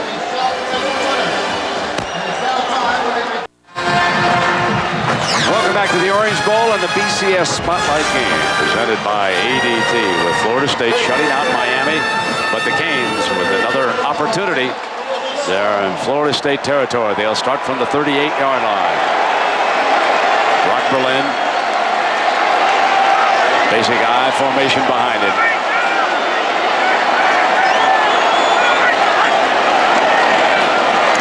And they'll run the ISO play with Moss. And, let's go back to that last third down play for Miami. Yeah, let's sync it up here. Ryan Moore against Cromartie. Brock Berlin in the small box to the top of the right. Look at the timing on this play. Against good defenses, the quarterback must anticipate the throw. Let's watch. Brock lets it go. He really wasn't under a lot of pressure. He could have held it. On this play, the receiver, Ryan Moore, thought the ball was going to be on a crossing route. Hits him on the shoulder. Really, nobody does anything wrong. Quarterback trying to anticipate. Receiver trying to pressure the ball across the middle of the field. It's one of the things you do when you face a good defense. You must anticipate, and you must throw the ball a little early. A.J. Nicholson, the linebacker for Florida State, receiving some medical treatment, and so he will come out for at least a play. But down on the near side, while that was going on, Kevin Everett limped off the field, the fine tight end, and Ortega, Buck Ortega, number 15, checked into the lineup, and reminded the time permitting the Thrifty Car Rental postgame report with John, Craig, and Aaron. So they'll have some highlights and analysis from tonight's game. The fellows look like they were having a great time there at halftime with their Heisman Trophy and FedEx Orange Bowl predictions. Of course, we'll be right back up the road for the national championship game. Both these coaches would love to be involved. Last year was the first time that a Florida school did not play for the national championship. As far as the BCS is concerned, Bobby Bowden was involved in that first one, won by Tennessee. Down at the Tostitos Fiesta Bowl, second down. Moss again, but nothing doing. That front of Florida State holds its own at the 35-yard line. Chauncey Davis, the first to hit him, and you know, it's been so much speculation about who was going to play quarterback here at Miami. We asked Larry Coker why he chose Brock Berlin and made the announcement so early. Brock Berlin was our quarterback, and there was really no reason to put him on the bench for what he had done. Now, do we need to play better at that position? Sure we do. We know that, Brock knows that, and we expect him to play better with the year's experience that he has now. So Brock a little bit under the gun, because if Miami doesn't come back in this game, the drums will start to beat here in South Florida for Kyle Wright, a redshirt freshman, ballyhooed youngster out of the state of California. He's out of Danville, California. Redshirt freshman, and very impressive physically. You see that Travis Johnson is down. Well, they already lost Leroy Smith. The corner has not come back. Number 32, remember, Cromartie's back in there at corner. Play before Nicholson goes out, and now right now Johnson goes out. So almost three out of the last 5 plays, they lose a player on defense. We've got a moment. Let's take you to the ACC story. The fine Commissioner John Swafford is here tonight. And we said it was a conference game, but we want to show you realignment next year. Boston College we highlight because they're not in the ACC this year, still playing in the Big East, but they'll join next year. But note that Florida State and Miami are in opposite divisions. Now, they will play each other every single season during the regular season, but there is the possibility that they could play for the ACC Conference Championship game, which will be coming to you not this season, but next year. And you can see how the two divisions look. They still have not decided, and maybe they need a contest for that. And Brock Berlin is split out again as the wide receiver. So sort of a single wing play, and it doesn't work. It didn't get anything that time as Sonorous Moss took the direct snap. The last time, Parrish fumbled on a direct snap in the first half, and this time Moss unable to pick up anything.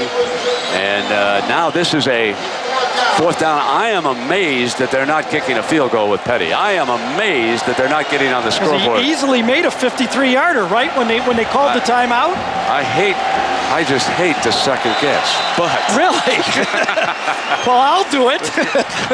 And now Florida State took a timeout. So Florida State burns a timeout, and I'm still puzzled. Why wouldn't you put 3 on the board?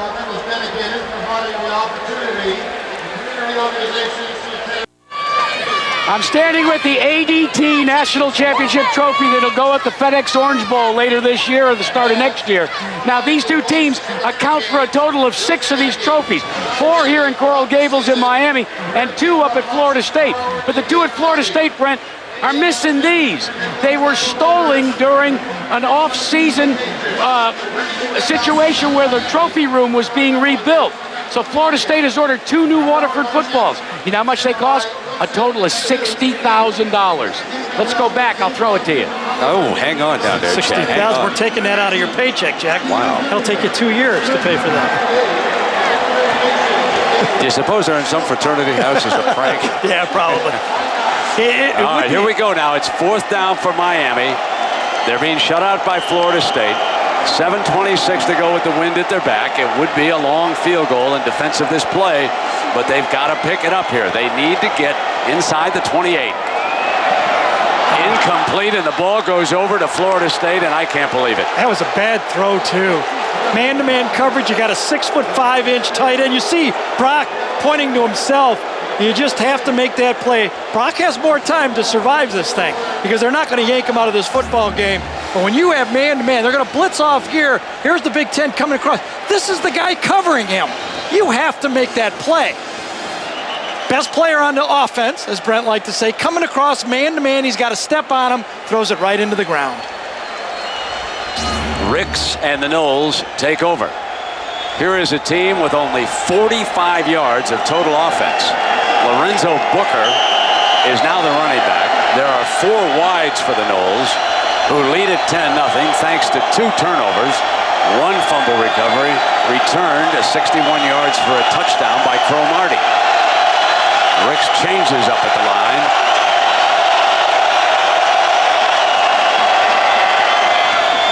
Complete on 1st down to the 39-yard line with Crefonzo Thorpe, their fine wide receiver. And quite a story, as you can see that he has a protected shin guard on. He suffered a broken leg when a player from North Carolina State rolled up on him. Jack?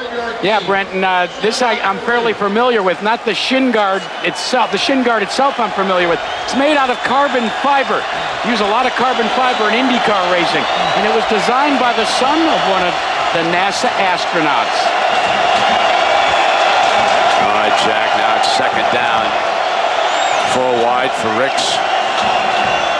Inside handoff to Booker, and he's going nowhere. And, you know, Thorpe is a very good spokesman for this team, and we ask him if this game means everything, breaking a 5-game losing streak. What we have to do is win every game this season, and they're the first people on our schedule, and we need to take care of business.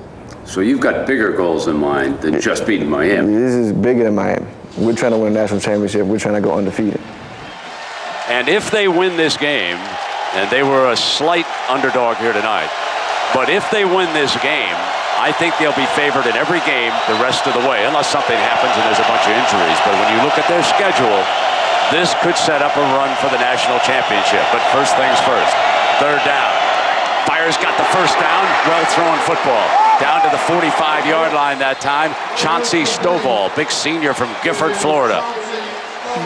This is what I think both teams should be doing. They cannot really control the game from being under center. They're going to have to get their quarterback out of space, get their receivers in space, and run a little bit of this shotgun offense. That's the type of pitch and catch that will defeat any defense. If you throw it right and run a good route, you can't be covered. And Ricks and the Noles have to feel good about their first down since the opening quarter of this football game.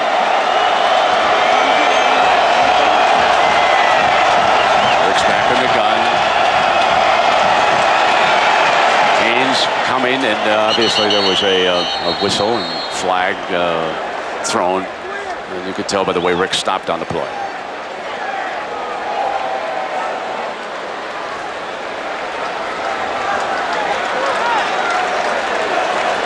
Foul, delay of game, number 16 of the offense, 5-yard penalty. It's still 1st down. On the quarterback's shoulders. 1st down.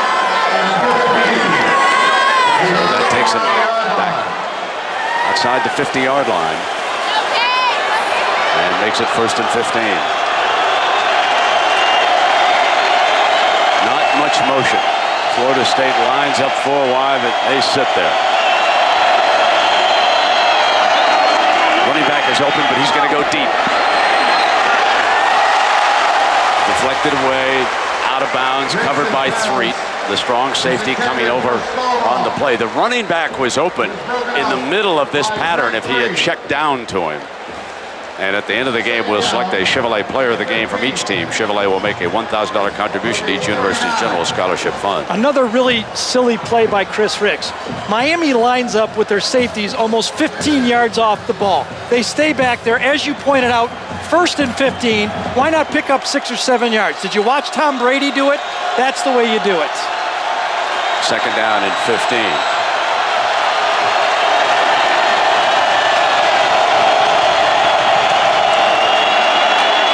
In trouble. Fumble. Oh, yeah. Miami jumps on it. Chris Ricks has turned it over. And again, Miami has field position with still 5 minutes remaining. I think Ricks might be saying that he was down. We'll take a look at this. There is a conference going on about it. Baraka Atkins, number 98, is the guy that comes around, wraps up Ricks. Little help on the inside that time. The ball comes out clearly. And Carroll, I believe, recovers this fumble. Yeah, I think that ball's out. That's a good call. That's an easy call. We can take a job in the Big Ten right now. Stand up here and make these calls. We wouldn't even stop the game. Keep going. Play on. He's got to protect the ball. Chris Ricks knew he was getting sacked. You can't fumble that ball when you know you're getting sacked. And the coaches are not happy. Right. 5th-year senior, people are depending on you not to make that play. Careless. It's just careless. It's given Miami a golden opportunity, but they have not been able to take advantage.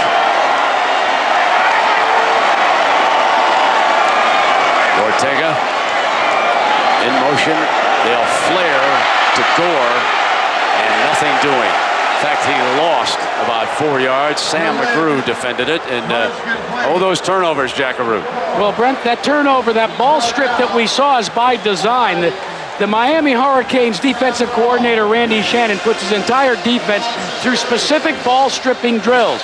In fact, he pays them a reward, or actually a penalty. If they're not able to do it in practice, they have to drop down and give him 10. I think they ought to give that guy a reward and let him skip 10 the next time. Yeah, Jack, I agree. Be careful about them paying rewards, man. That's probably a violation. 2nd down from the 45-yard line. Straight basic eye. Berlin steps away, fires complete, and he puts it in the hands of Olsen. There's the transfer from Notre Dame. Greg Olsen, a very good-looking athlete. When you watch Miami's practice, don't the Irish wish they had him lining up against Michigan? Brent, watch Eric Winston right here. Everyone gets beat occasionally. Watch his quickness as he recovers and swipes him off Brock Berlin. That's the type of quickness at offensive tackle. Some guys can't move and make that play. That's why Eric Winston is going to be making $4 or $5 million a year in a couple of years. Miami inside the Knowles 30.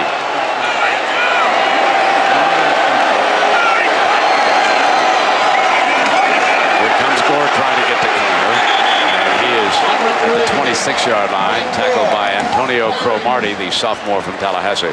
Another Seminole with cramps out on the field.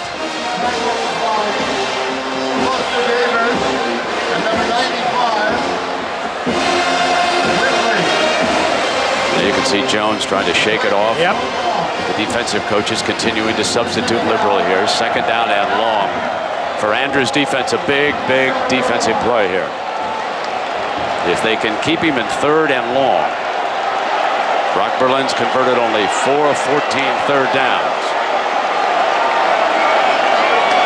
2nd down, and Gore picks his way close to the 25-yard line, and so this will be about 3rd and maybe 7 with Wembley making the stop. Well, the NFL will be in full swing this weekend. If you're like me, you check in on the NFL Countdown every week, presented by Old Spice Red Zone, Sunday at 11 a.m. And Chris Berman, the Boomer, will be there with the whole gang, and they'll tell you about all the good stories around the NFL. And if you want more information, log on to ESPN.com. Now it's 3rd down. Shotgun look again from Berlin. 3-man defensive line. Let's see if they get pressure with it. Now a backer creeps, and he's coming. Picked up on the outside.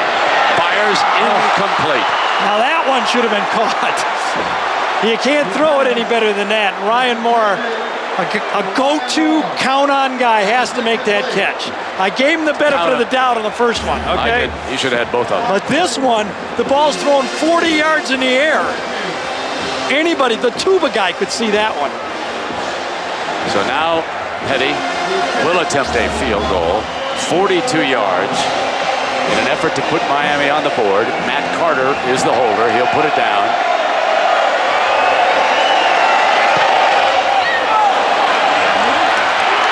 And no good. So Petty misfires again. And it is not going Miami's way here tonight. When they're playing Florida State and they start to miss field goals, you know it might not be the Canes' night. This has got to be tough to swallow for Miami now. They've given up 60 total yards in this football game, and they got a goose egg on the scoreboard. 60 yards against Florida State with a goose egg.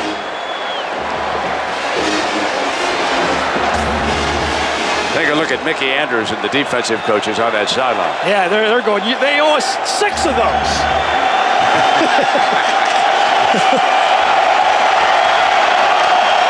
Ricks back on the field with the offense. Deflected.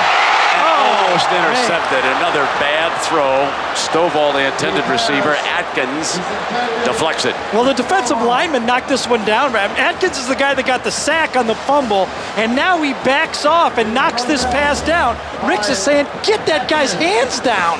Number 98 backs off. Nothing he could do. The line couldn't do anything on it either. What a heads-up play. Atkins knows he can't skip there, so he just puts his hands up like he's coached to do. 2nd and 10. Florida State, 60 total yards. Gary mentioned Miami, 177. But Florida State leads the most important number. There's a direct snap from the Noles to the tailback. Now Washington to the 31-yard line. 3 up to make that stop. Coming down inside of 2 minutes here in the third quarter. The Orange Bowl on a sultry night in Miami. And the Florida State Seminoles have taken advantage of a couple of plays, and then they survived after Ricks turned it over. Petty's field goal, wide right. 3rd down for Ricks and the Noles, and on 3rd downs tonight, they're only 2 of 9.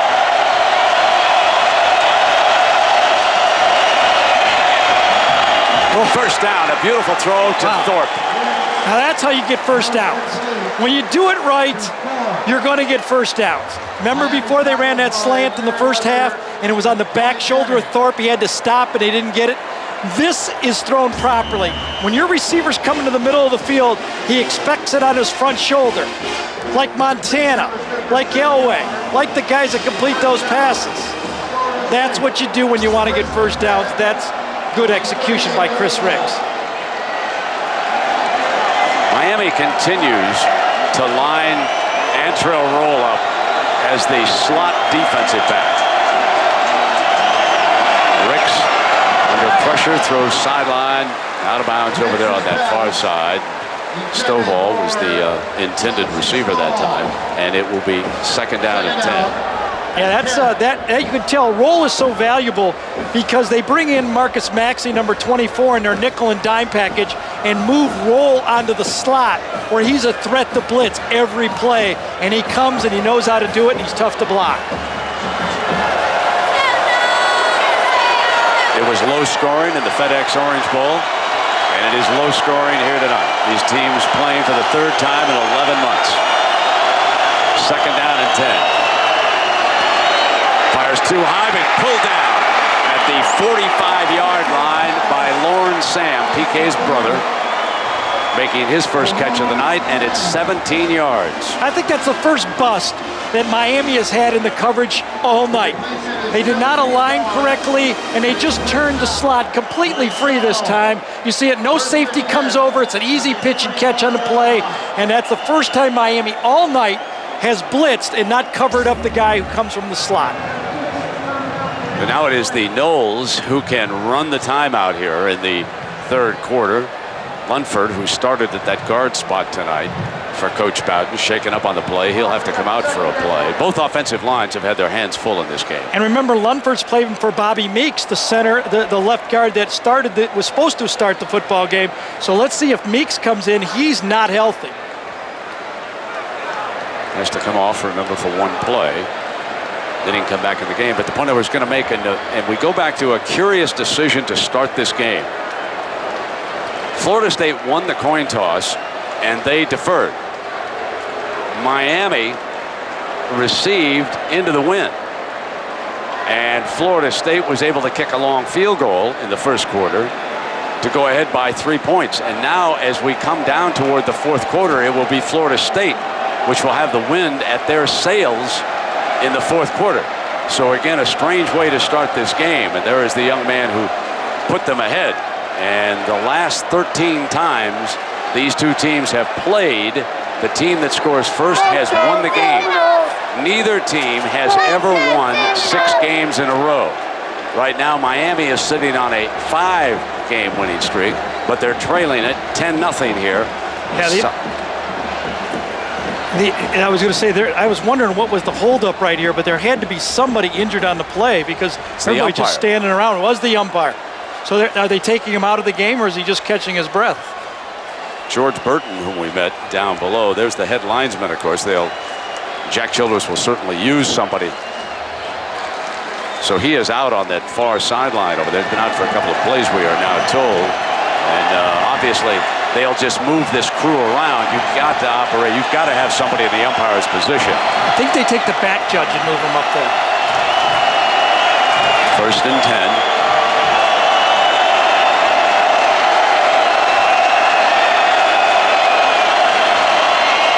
Inside handoff to Booker, sidesteps one tackler and crosses the 40-yard line. We check in now with John Saunders in New York. John?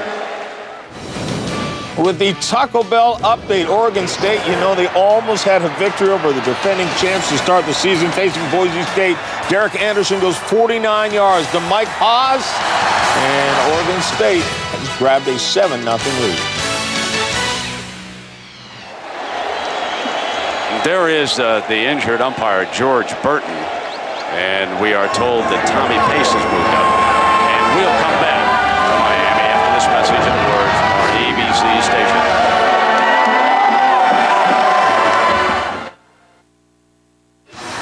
You're watching college football on ABC Sports, home of the Bowl Championship Series.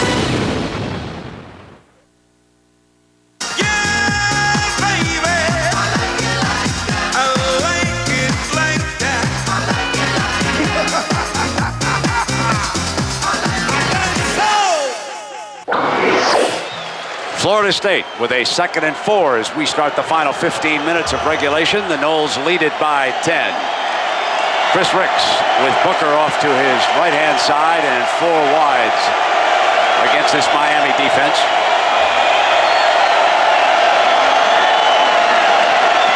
Goes deep and intercepted. Picked off at the 15 by Greg Threet. The 2nd interception Ricks has thrown here tonight. I can tell you, if I was an offensive coordinator, I would be unhappy with a freshman or a sophomore making a throw like that. There's the safety in the middle of the field. You have to account for that guy when you throw it out in the middle. That's the first thing you learn as a quarterback when you throw the ball like that, especially with a 10-0 lead. You got the wind to your back and you have a chance for a field goal. A brutal play by Chris Ricks. So that's the bad news as far as Florida State is concerned. The good news is that Miami will have to move almost 90 yards to score here. So Brock Berlin pump fake on 1st down. Gonna go deep, got a man wide open, got him.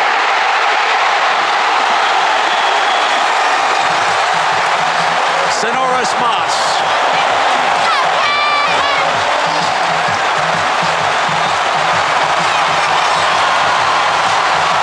Hitch and go. They came down. There was a lot of squatting. Gerard Ross, number 11, a backup peeking inside. Moss runs a little dip inside, goes. Perfect throw from Brock Berlin. That's what you do to those squatting corners. You got to throw it deep every once in a while. Parrish off to the left for Berlin. The Canes inside the 25-yard line, trailing it by 10. Berlin fires right side, out of bounds at the 3-yard line. He comes back to Greg Olsen. The transfer from Notre Dame, second catch of the night, and it's 1st and goal, Miami. I was just going to say, if you're a Notre Dame fan, close your ears. This guy's a transfer from Notre Dame, and he is going to be a wonderful football player. What a specimen, great hands, and Berlin makes a perfect throw away from the defense. Gore is the tailback.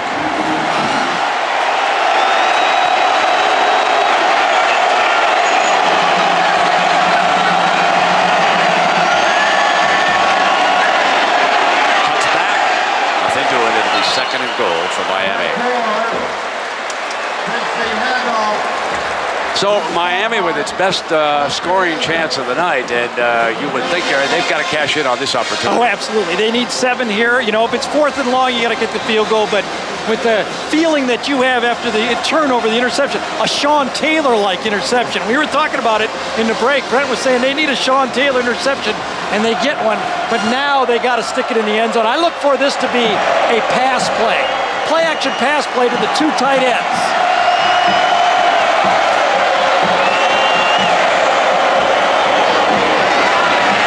Berlin in trouble, steps away from it, gonna run it. It is 3rd and goal. As Kyler Hall, who stripped the ball loose, setting up the game's only touchdown, makes the stop, the touchdown-saving stop on the Miami quarterback, and now it is 3rd and goal. Watch how much they hold Olsen on this play as he comes across. I don't know if we're going to get it. It was pit framing in the middle there. Oh, yeah, look at they're grabbing him and grabbing him. Forces Brock Berlin to run it, and then the quickness of that Florida State defense stops him again. Great defensive stand by Florida State. Here's your 3rd and goal. Ortega is 15 in motion. Fires for him, and incomplete. It'll be 4th and goal now. You almost have to go for it, don't you? The way your defense is playing, you got it. Whoa, he's going to take the 3 points. I'd say the way that Miami defense is playing, I'd go for it.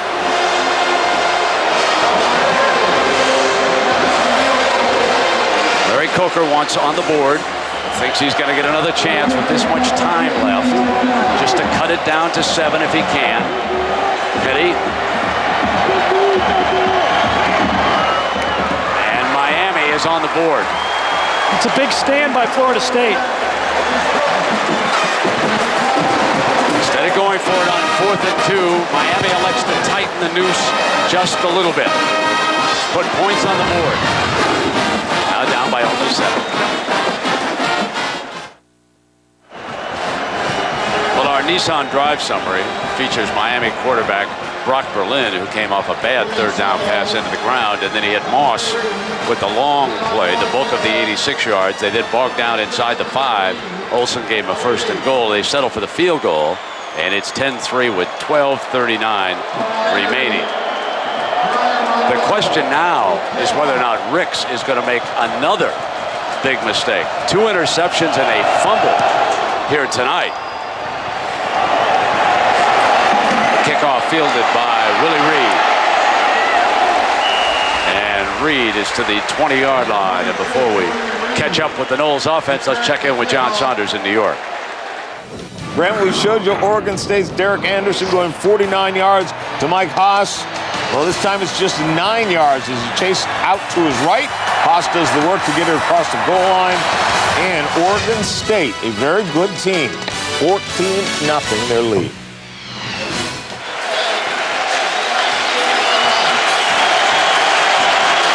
The total yards in this game.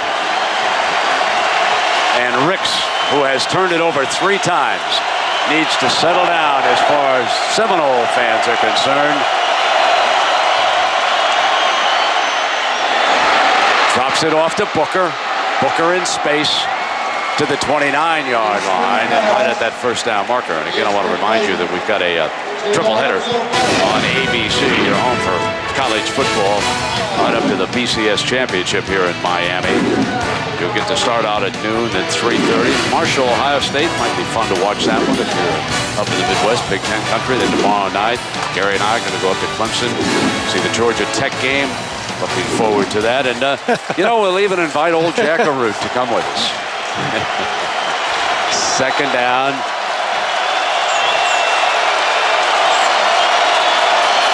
And Ricks goes up over the top for the first down. And Jack Arute, do you think that one of Bobby's sons, Tommy, and Clemson might be watching this football game? Well, here's the story that came out of Clemson just about an hour before kickoff. The team met with their head coach, Tommy Bowden, and said, Coach, I know we always get to watch a pre-game movie. Would it be okay if we forego the movie tonight and just tune into ABC's coverage of your daddy playing Miami? He said, yeah, that'd be fine. So they're all gathered around the TV set as a team, watching Dad getting ready for their game with that man's son tomorrow against Georgia Tech. That should be a good football game. Chan Gailey, Reggie Ball, the Georgia Tech quarterback, enjoyed going up and interviewing him earlier this week. But right now, it's Ricks. Couldn't find the open receiver, and he runs it to the 35-yard line. I thought he had Thorpe wide open on the slant that time and just didn't feel good about it, but made a positive play out of it. Instead of trying to make too much out of it, trying to do too much, take a 5-yard scramble, move the chains. One of the things that Chris Ricks said he was going to do this year is not think touchdowns so much, but think drives. He has yet to do that in this game, but that's the way he has to play the quarterback position. If it's not there, you don't feel good, run it up the middle. Second down.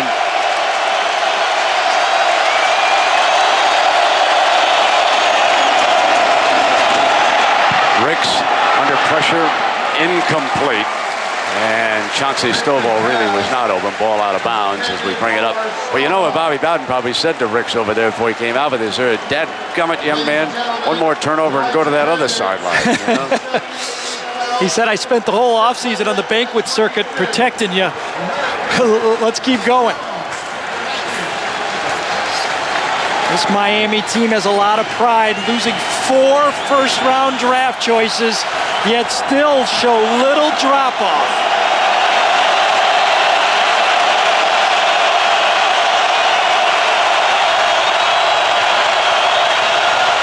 In trouble, Rolls got him again. And he almost came up firing, man. When you're wrapped up like that, get yourself down. Nobody has been able to block Roll when he blitzes from the nickelback spot. I mean, it's amazing that the coaches haven't picked that up tonight. It isn't amazing. That's one thing. It's embarrassing. This is ABCD football here. This is checkers. Nothing exotic about that. The guy coming off the slot is coming every time, and they have yet to block it. That's an 11-yard loss. They pick up 11 yards in field position. And so Larry Coker knew what he was doing. Now they come after the punt. Put the 3 up. We're going to get it back with a lot of time. And Parrish makes a fair catch just at the 25-yard line. So we'll take a break and come back with Brock Berlin and the Hurricanes. ABC Sports presentation of college football is brought to you by Nissan. Everything we touch, we shift, and everything we shift, we try to make better. Capital One, no hassle rewards. What's in your wallet? Verizon Wireless, we never stop working for you. Pacific Life, offering insurance, annuities, and investments. And AOL for Broadband, proud sponsor of First and 10. Brock Berlin and the Canes looking for a few first and 10s right now. 9:53, plenty of time. Frank Gore is his tailback. Here comes Gore. Searches for daylight to the 29-yard line, about 4 yards on that run. That was Chauncey Davis, the defensive end from Auburndale, Florida, making the stop. Frank Gore has to feel good about himself, and Hurricane fans have to feel good about the fact that he's played this long, tough, physical game and shows no effects of double knee surgery, 2 ACLs. Florida State desperately needs that defense now to get a stop. Jenkins is the wide receiver out to the left. Berlin wanted to set the screen, and a penalty flag comes down on holding. It's incomplete, but I believe there's a holding call. That just didn't look good, did it? No, Discombobulated. The pattern didn't look good. The whole thing just fell apart, and now it's going to be second and very long.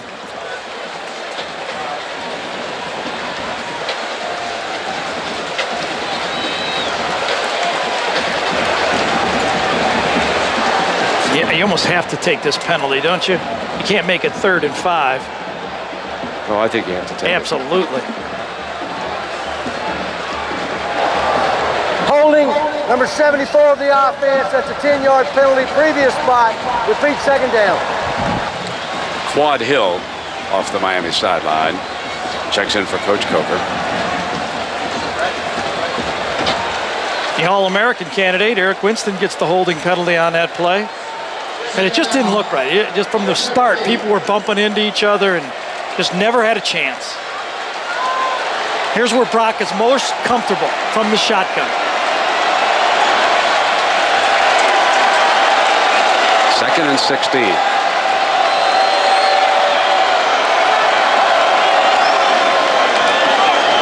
Parrish the slot. And back almost to the original line of scrimmage, so this will be 3rd and long. Johnson, the defensive tackle out of Sherman Oaks, California, has played a big game for the Noles here tonight. Perfect job by the secondary that time, forcing the receiver, the ball carrier, whatever, the guy that has the ball inside, let the pursuit come back and make the play. Instead of trying to make the big play yourself, stay patient and wait for help from everyone else. Now the Noles front will attempt to cut down on Berlin's time. Needs 11 yards. First down markers at the 35-yard line. Under pressure, fires for it, incomplete.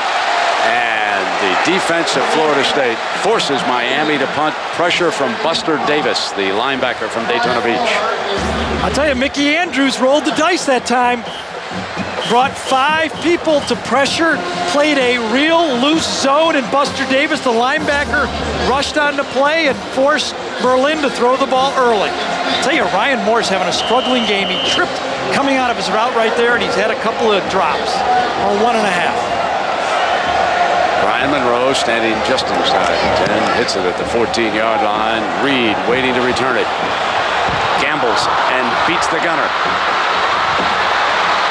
Ooh. Down hard at the 46-yard line.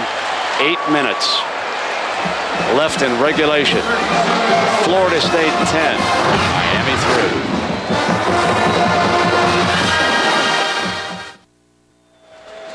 3. Well, obviously the Noles haven't played Miami in a season opener in the last few years. In fact, they've won 14 straight openers in their last loss, 1989, against Brett Favre and Southern Miss. Wonder whatever happened to him.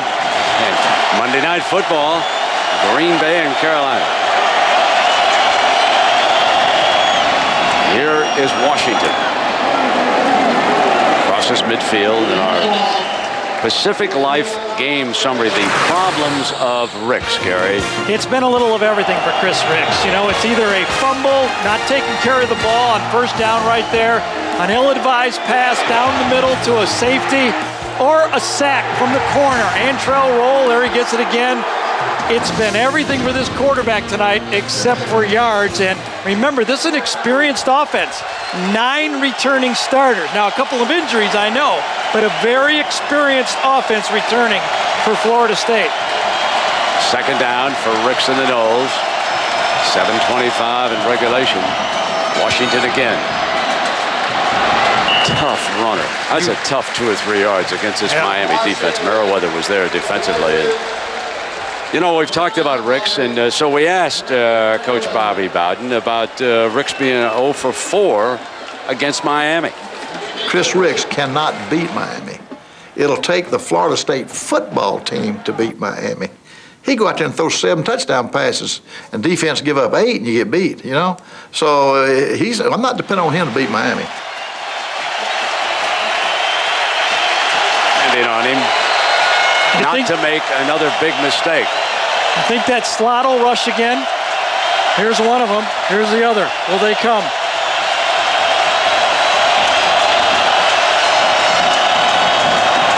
Now it's a linebacker, and Ricks flushed will keep it. Jumps for the first down. Play. Oh, mercy. Going airborne for him. Well, he'll throw his body around, and sure will. As much as the coaches are down on his turnovers, they will applaud this effort. Take a look. This is what you do when you're a great athlete. Nothing there, got the wrong play on, sell it out. Fourth quarter against Miami, haven't been able to throw the ball. Look at that play. That's about a 15-foot, 15 to 18-foot jump there. That's some effort. What a play. That will be a highlight shown over and over with the struggling Ricks trying to close the door here with 6:48. And Booker trips up. He's down, so it'll be second down and long. 6:40 on that clock, and it's 10-3. Florida State trying to snap a 5-game losing streak here. The Orange Bowl, the scene of so many great football games through the years. You think of some of the names: Doug Flutie, Benny Testaverde, Bernie Kosar, Kellen Winslow, Bob Greasy, Larry Zonka, Don Shula. I mean, it goes on and on. Did you mention Flutie? Did you mention Flutie? Yes, I did. Oh, that's the one. I think you were there. Huh? Second down.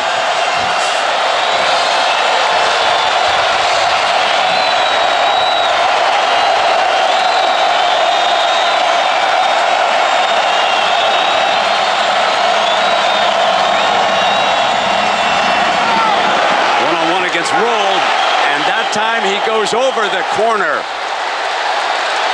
Boy, Chris Davis made a wonderful play there. Antrell Roll, who hasn't given up many completions, he shut down Larry Fitzgerald, only gave up one completion to Thorpe last year, and look at that pitch and catch. You only need 1 foot in. Does he get it? Catches it? Boy, that's very, very close. Is he bobbling this? I don't know. That was almost a double catch, but they're calling it good. Now I'll tell you, now it's the 17th and 18th hole. Now a field goal will mean something for Florida State. With the wind at their back, up by 7. 10-point lead would be huge in this game. Oh, no. Ricks. Oh, no. Throws it up for grabs, and he was almost bailed out by Willie Reed. What are you doing? What an athletic move to save it. I mean, he just kind of threw it up for grabs. He's in pain now. I don't get that call at all. He just throws it up off his back foot again. Could have easily been going the other way, and Kelly Jennings could have made a play on that, and Reed make the save.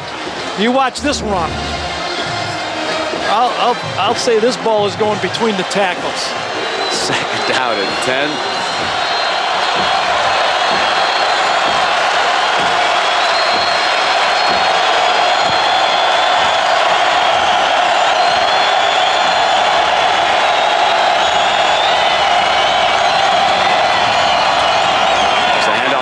Sprints to the right corner, crosses the 20-yard line. It'll be third down, perhaps 5 yards to go here at 5.5 minutes. I don't know if Florida State has a bootleg type pass where you can get Chris Ricks away from that pass rush. You know Miami's going to come here. If you look at the scouting report on Miami, you listen to Florida State, Jeff Bowden told us, when you get inside the 20-yard line, they're going to blitz you.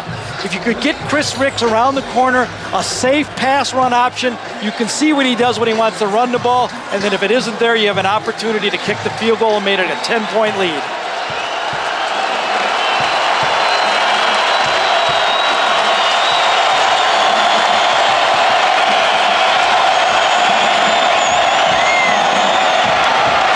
Booker.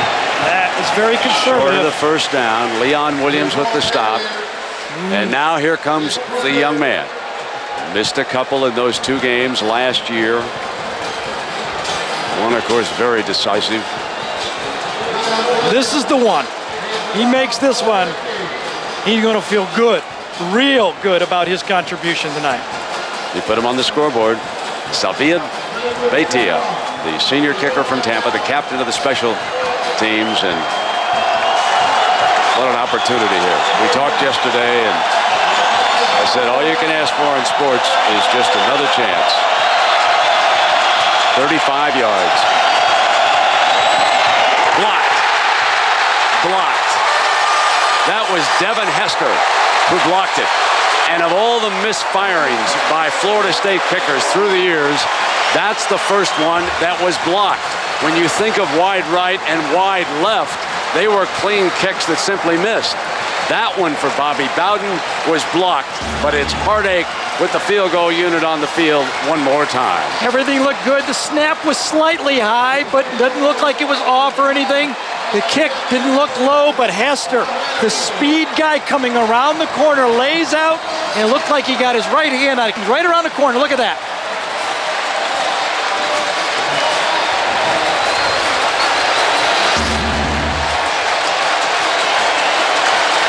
Now it's on Brock Berlin. Never easy for Florida State, is it? For this football game. They'll change the ball here. One thing different for Miami in the second half. I believe they have all 3 timeouts left in the game. Yes, they do.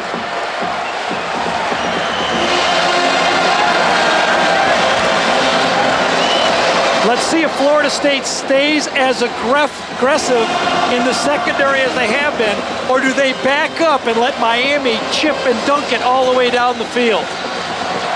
3 wide for Berlin.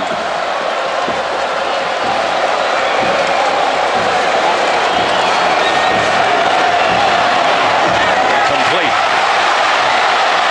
And a penalty flag is thrown. A penalty flag thrown on the far side. Moss may have given up a first down when he dipped back, but that's about the time the penalty flag came flying, and Miami not happy about this call. I thought he pushed off of Leroy Smith over there on the corner, I believe it was. I think it was 32. I can't quite see the number, but there was 2 wide open in that situation.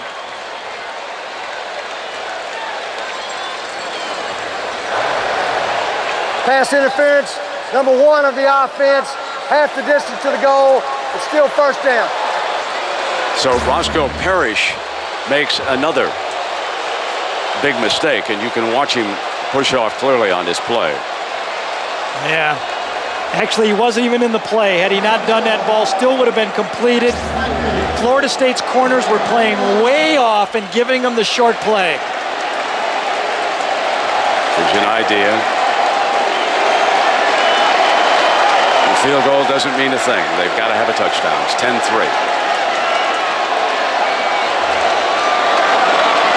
Berlin's going to go for it. Intercepted. Picked off at the 40-yard line by Antonio Cromartie, who has scored the game's only touchdown, and now he comes up with a huge interception for Florida State. Cromartie, there he is on the bottom of the screen right there, playing way off, just like the last play. It looked to me like Florida State was going to give the underneath pass. 1st and 20. Miami tries to throw a deep takeoff. Look at this catch. I got to tell you, Brent, we were down there in warm-ups. Cromartie was out there almost 2 hours before the game with the wide receivers catching balls. It paid off, didn't it? It sure did.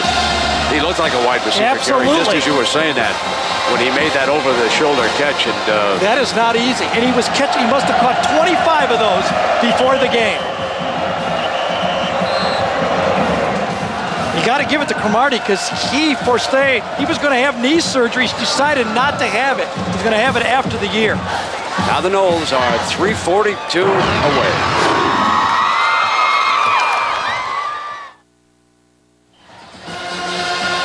Dadgummit, how can we kill this clock? He's chomping on that gum over there on the far side. One of the grand old men of the history of college football. Just never met a nicer guy to be around and talk college football with, and suffered tragedy earlier this week. Yeah, you'll never hear me say anything bad about Bobby Bowden, I'll tell you that.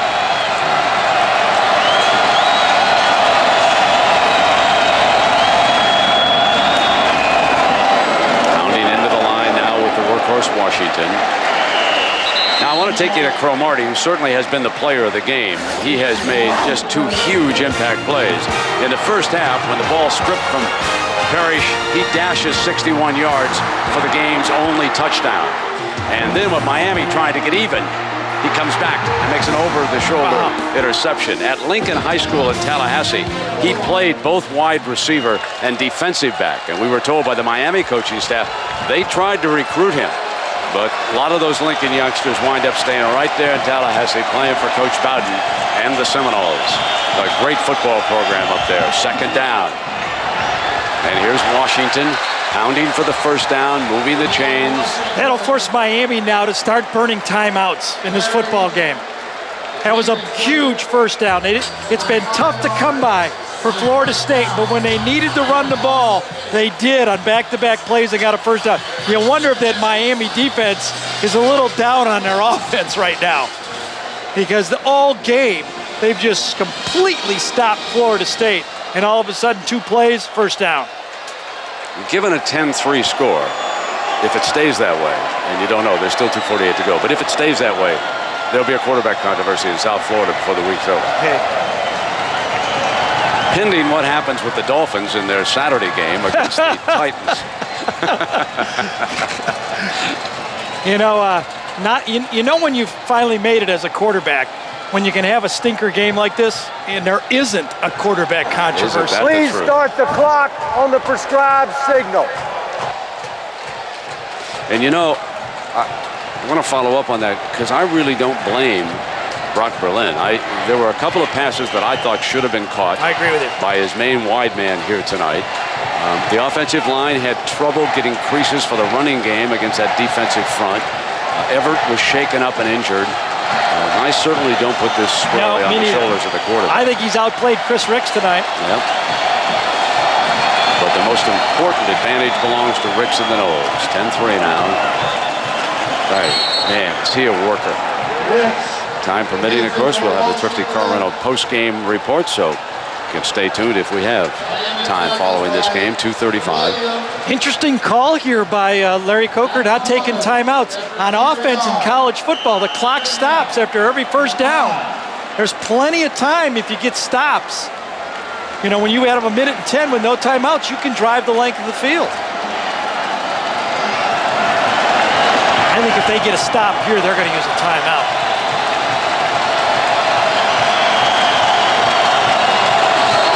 There's the penalty flag. Did the clock expire on him?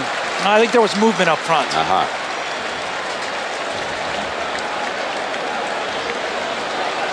The snap, false start, exactly. 62 of the offense, 5-yard penalty, and it's still second down. Now remember, the coach can call timeout himself. All he has to do with the new rule this year is grab that official's attention and call timeout, so he can control the clock. Bobby and Larry both. So a sub-offensive lineman, Corey Niblock, as both teams have gone to substitutes. That's how Niblock is third team. Right. 1:59 and counting now. Second down and 14.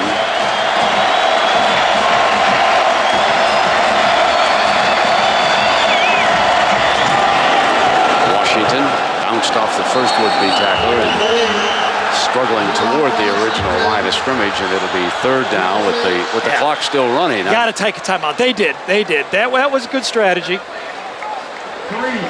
Well, you look at Bobby Bowden, the winningest coach in college football. He and Joe Pa had a great little running battle here, haven't they, with Bobby up by 2 and hoping it's 3 after this one. Each of them won 2 national championships, and I tell you, if you've played for him or been around him, you're just going to miss both so much. Yep. I mean, it's just, there's such terrific people, and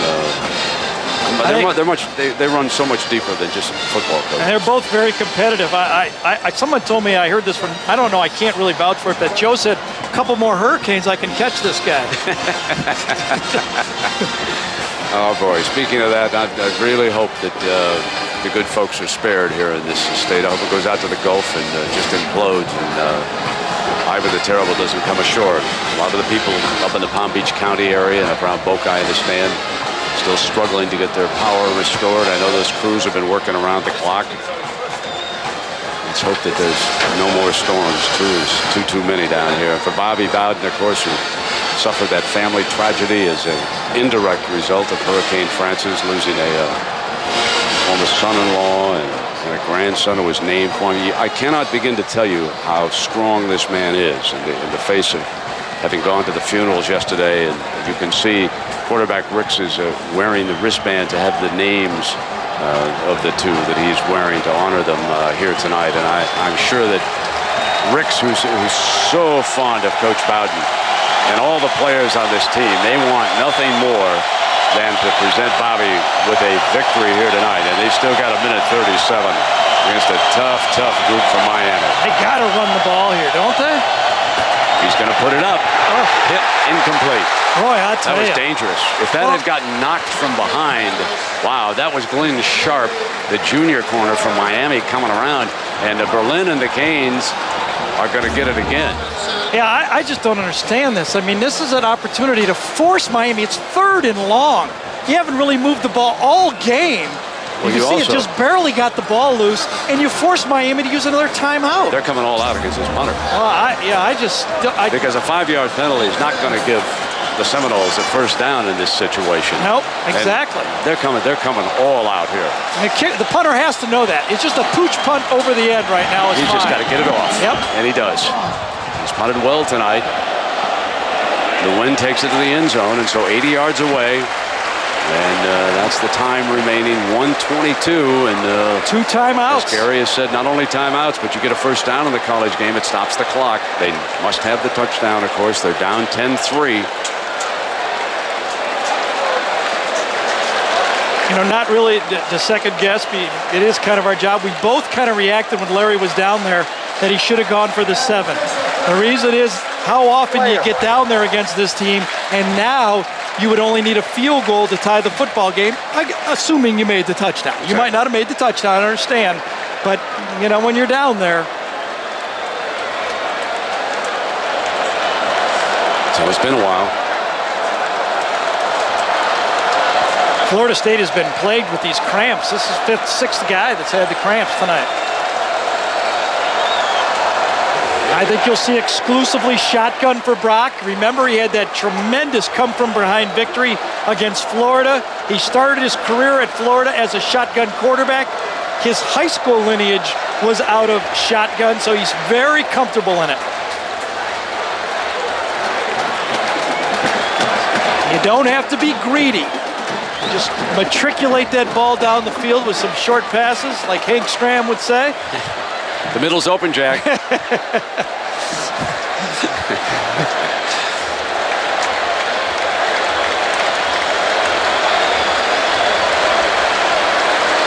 Now the prideful Florida State defense knows now, one stop and you win. You beat Miami in Miami. For 4 years you've been hearing about it from Miami, about how they got your number. And now you have a chance. You're on the field, defense. One stop and you win a football game. Not just any football game, the football game. Parrish and Moss, 2 of the wideouts here for Berlin. Ryan Moore taking most of the snaps. Parrish will be slotted to the right. Mickey Andrews going with a 3-man front, but he has been blitzing these 2 guys to make it a 5-man rush. Let's see if he does it.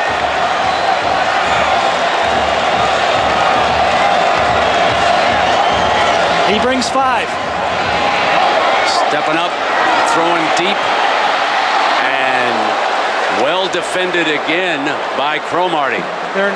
They're playing very soft. You know, quarterback told me when I got into the league, Brent, that the quarterback has pressure all the time when you're playing. But in the last minute and a half of a game, the defensive backs start to feel the pressure. Cromartie's got to come out for a play. Yep. And you wonder if Leroy Smith can play. Watch the end of this play. Moore going up on him. And it looks like he might have got the wind knocked out of him. He landed right on his stomach. Remember, he's got the bad knee coming into the game. But it looks like Florida State's defenders are playing off wanting to give the short pass, not wanting to get beat deep. And Miami has continued to try to throw the ball deep here in this 2-minute offense. They're holding his right knee. Well, but did he take an awkward step? I realized the weight was coming down. It was. They're also holding his left shoulder. Yeah, he's all beat up. Yeah. This could have been intercepted. Ryan Moore actually makes his best play of the night, knocking the pass down. He looked like he landed on his left shoulder also. He is certainly the player of the game as far as Florida State is concerned. And yes, he did. Got that hyper-extended arm with his left shoulder there.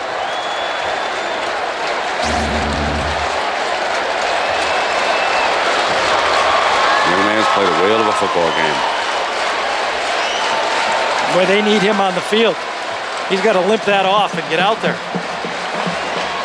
Can you do that? Limp that off? They used to say.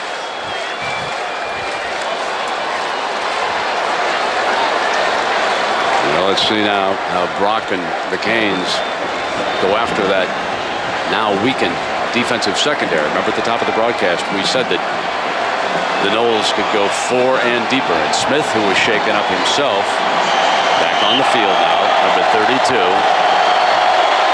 1:15 left in regulation. Miami must have a touchdown here.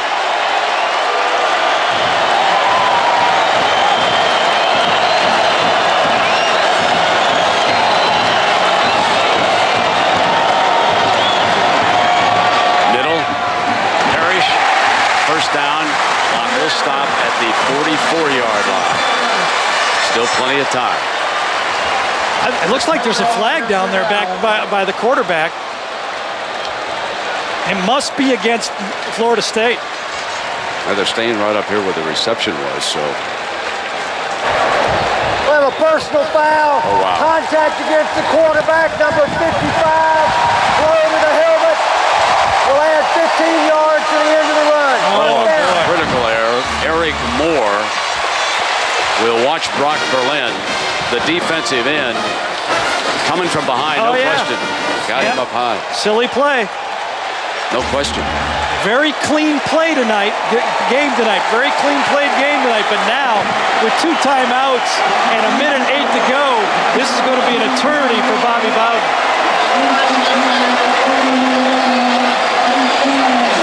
The Noles safeties, 15 yards off the line. 3-man rush again. Corners are back. It's a prevent look. Berlin steps up and comes in underneath it this time. And you get a first down. He uses Hill as his underneath man.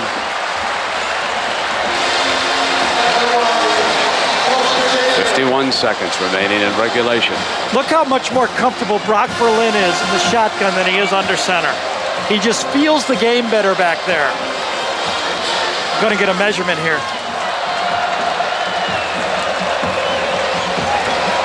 And for Miami, they'll take that. Anytime you get a measurement, that gives Brock Berlin a chance to go over and chat with the coaching staff on what they want done. With 51 seconds remaining. 2 timeouts still left for Miami. Should they be short of the first down, they got it.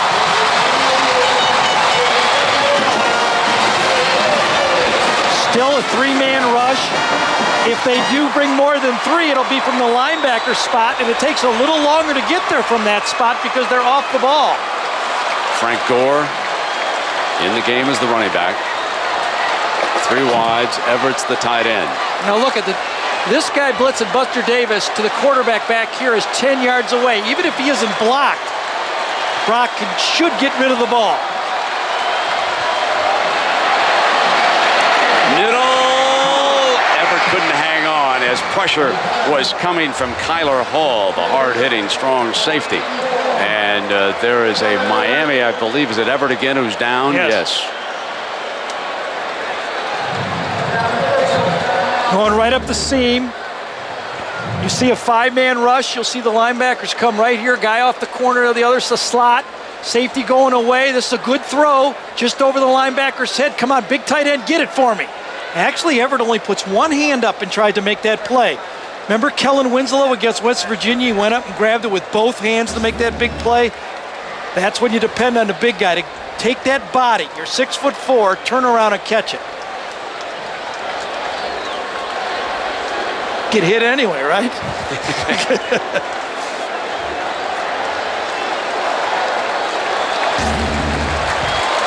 This is the guy, goes this way and then comes back to get the hit on Everett. Right down the seam, ball's thrown pretty well. One hand up only. That's why he didn't catch the ball. Would have been a great catch, but it's much harder catch with one hand. Olsen checks in as the tight end. And Berlin talking upstairs to the offensive coordinator. Everett will be able to return, it looks like. 41 seconds.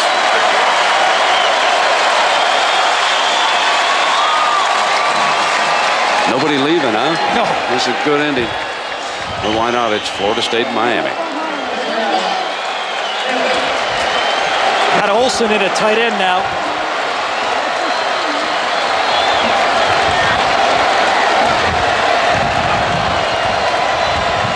They give Berlin 4 wide, empty the backfield.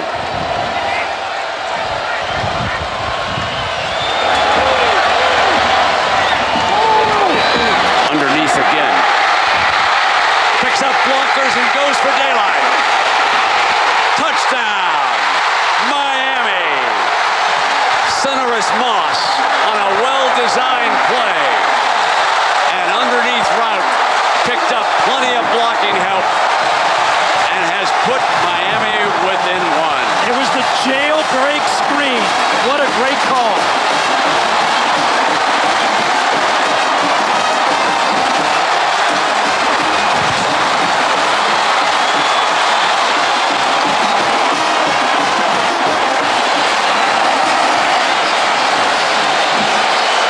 Petty on for the tying point. We are 30 seconds from overtime.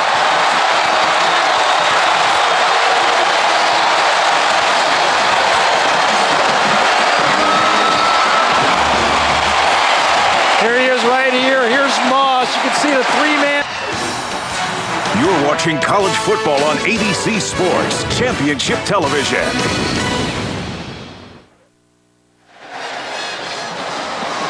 Unlike the NFL, there's no sudden death in the NCAA overtime. Teams, of course, get equal possessions. That means that each team handles it at least once. You begin on the opponent's 25-yard line. Process is repeated until the tie is broken. And starting the third overtime, you have to go for 2 points after a touchdown. The critical penalty as Moore hits Berlin in the helmet. The 15-yard gain as Brock Berlin. Then the screen pass attacking that weakened corner of Florida State as they go 80 yards, 5 plays, 52 seconds. And now our ACC crew will bring him out here for the toss, and Jack Childress will take us through that. The team that wins normally goes on defense so you can see what your opponent is going to do, field goal, touchdown, or turn it over on downs, or turn it over. You know, they say it in all sports, and it's true. If you got a weakness, the water will eventually find you.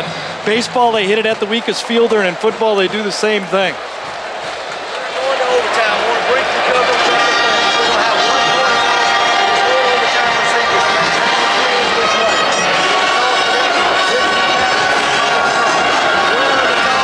Choice of offense.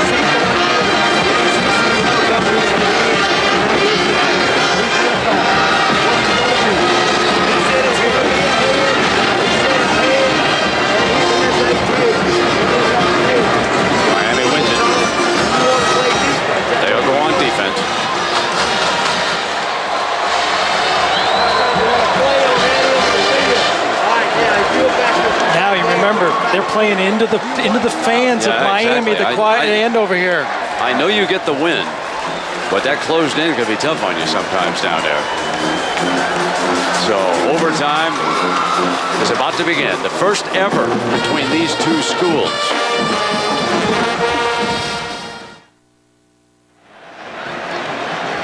Brent, let me quickly update you on the condition of Cromartie. You know, FSU needs to get him back out there. Well, they've taped him up. They put some ace bandages on. He wants to go out, but they have not approved him yet. They're going to see if he can get out there. He's lobbying hard on the sidelines. All right, meanwhile, the offense for Florida State in regulation, 164 total yards. They ran for 63, passed for 101. They turned it over 3 times. They were sacked 3 times. And here they come, looking for their first touchdown of the night. They're down to their 3rd guard and their 2nd center, and they don't have their first tight end, Carter, in the football game. Ricks will open in the shotgun.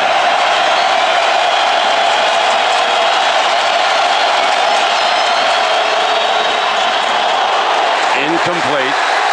It's got to be holding. It's got to be holding up front.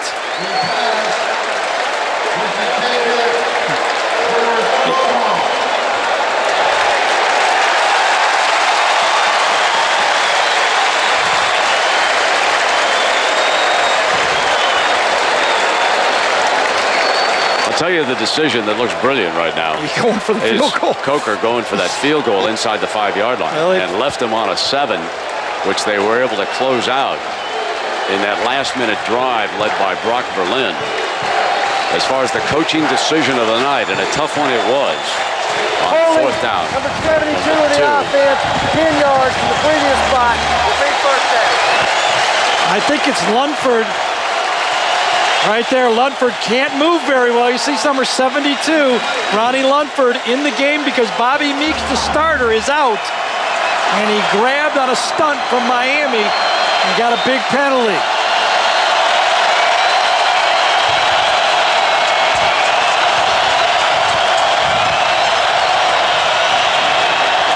Sets the screen. Booker down at the 44-yard line. Antrell Roll from nearby Homestead doing it again.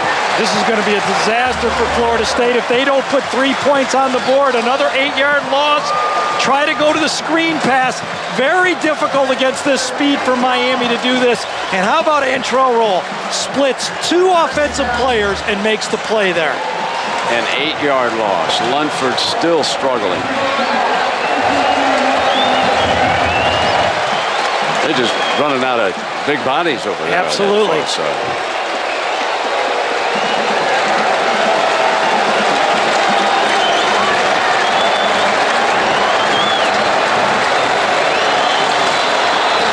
I really don't recall, outside of a slant pass and the one fade route, has Florida State completed a ball like a square in, a square out, a curl route this whole football game against Miami? Just statistically, Ricks is 11 of 27 for 93 yards and 2 interceptions. Washington has rushed for 44 yards, Booker for 38. Thorpe has caught 4 passes for 27 yards, and that's a look at just the raw numbers for this offense that has been unable to produce a touchdown here tonight. 2nd down and a whole bunch.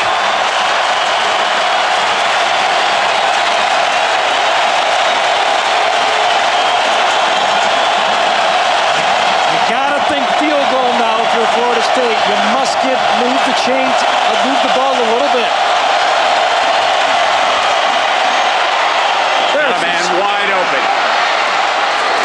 Inside the 30-yard line is Thorpe, and he has been their leading receiver tonight. So Alfonso was wide open that time, Gary. I'd go back and tell him to get open. There's the square in. Finally something across the middle that isn't a slant. Coming across, beautiful throw from Chris Ricks. He had pressure in his face as he let this one go right in the teeth of the zone. That's what you have to do. Risk reward. You got to throw it over the middle to get those yards.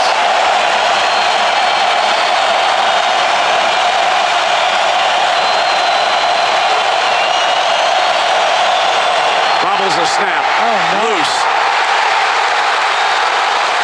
Not even going to get a try for a field goal now.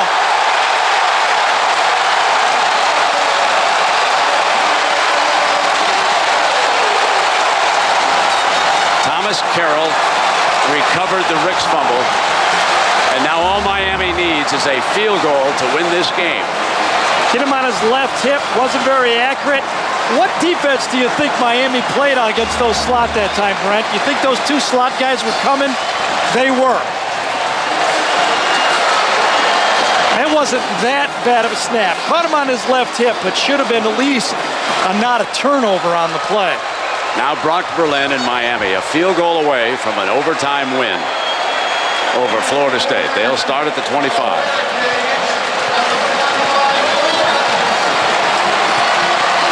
It's up to the Noles defense.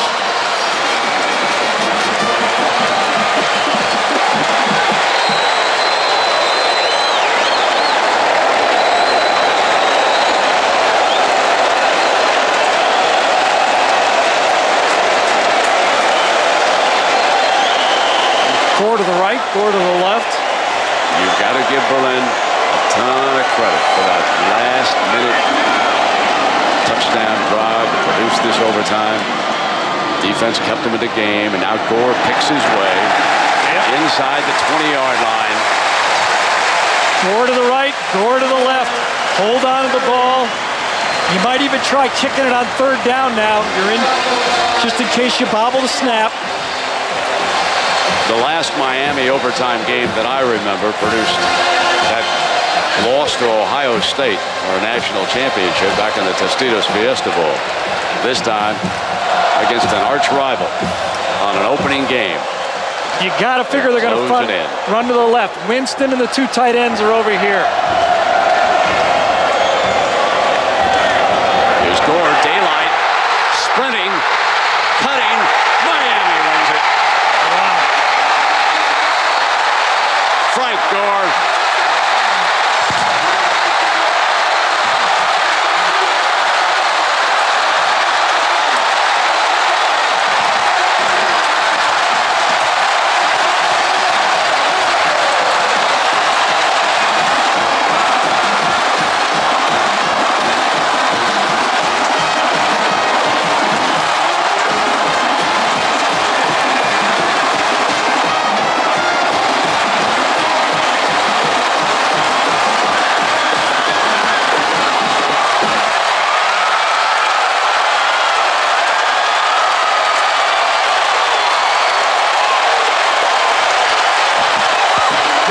Congratulations. I mean, this is a great come-from-behind victory. Well, we played pretty poorly in the first half. We weren't very efficient at all, but our kids fought hard. They never gave up, and it's just a great win.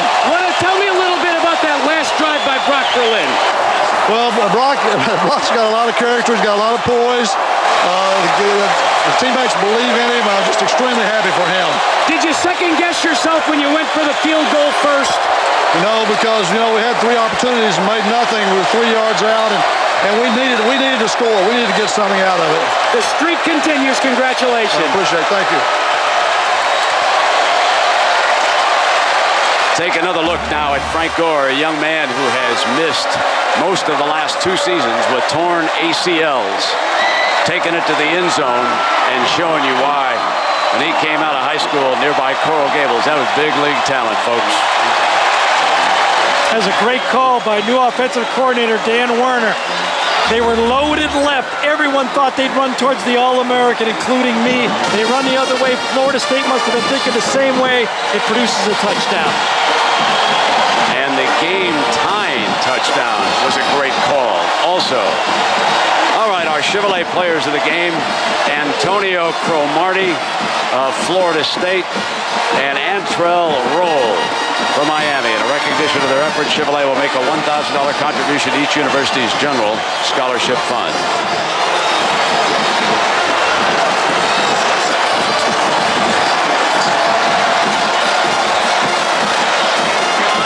performance track player of the game was Frank Gore.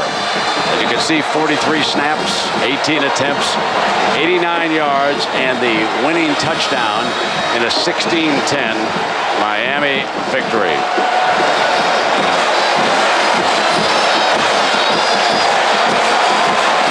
For the Noles, Chris Ricks, the first quarterback in college football history to lose to the same team 5 times.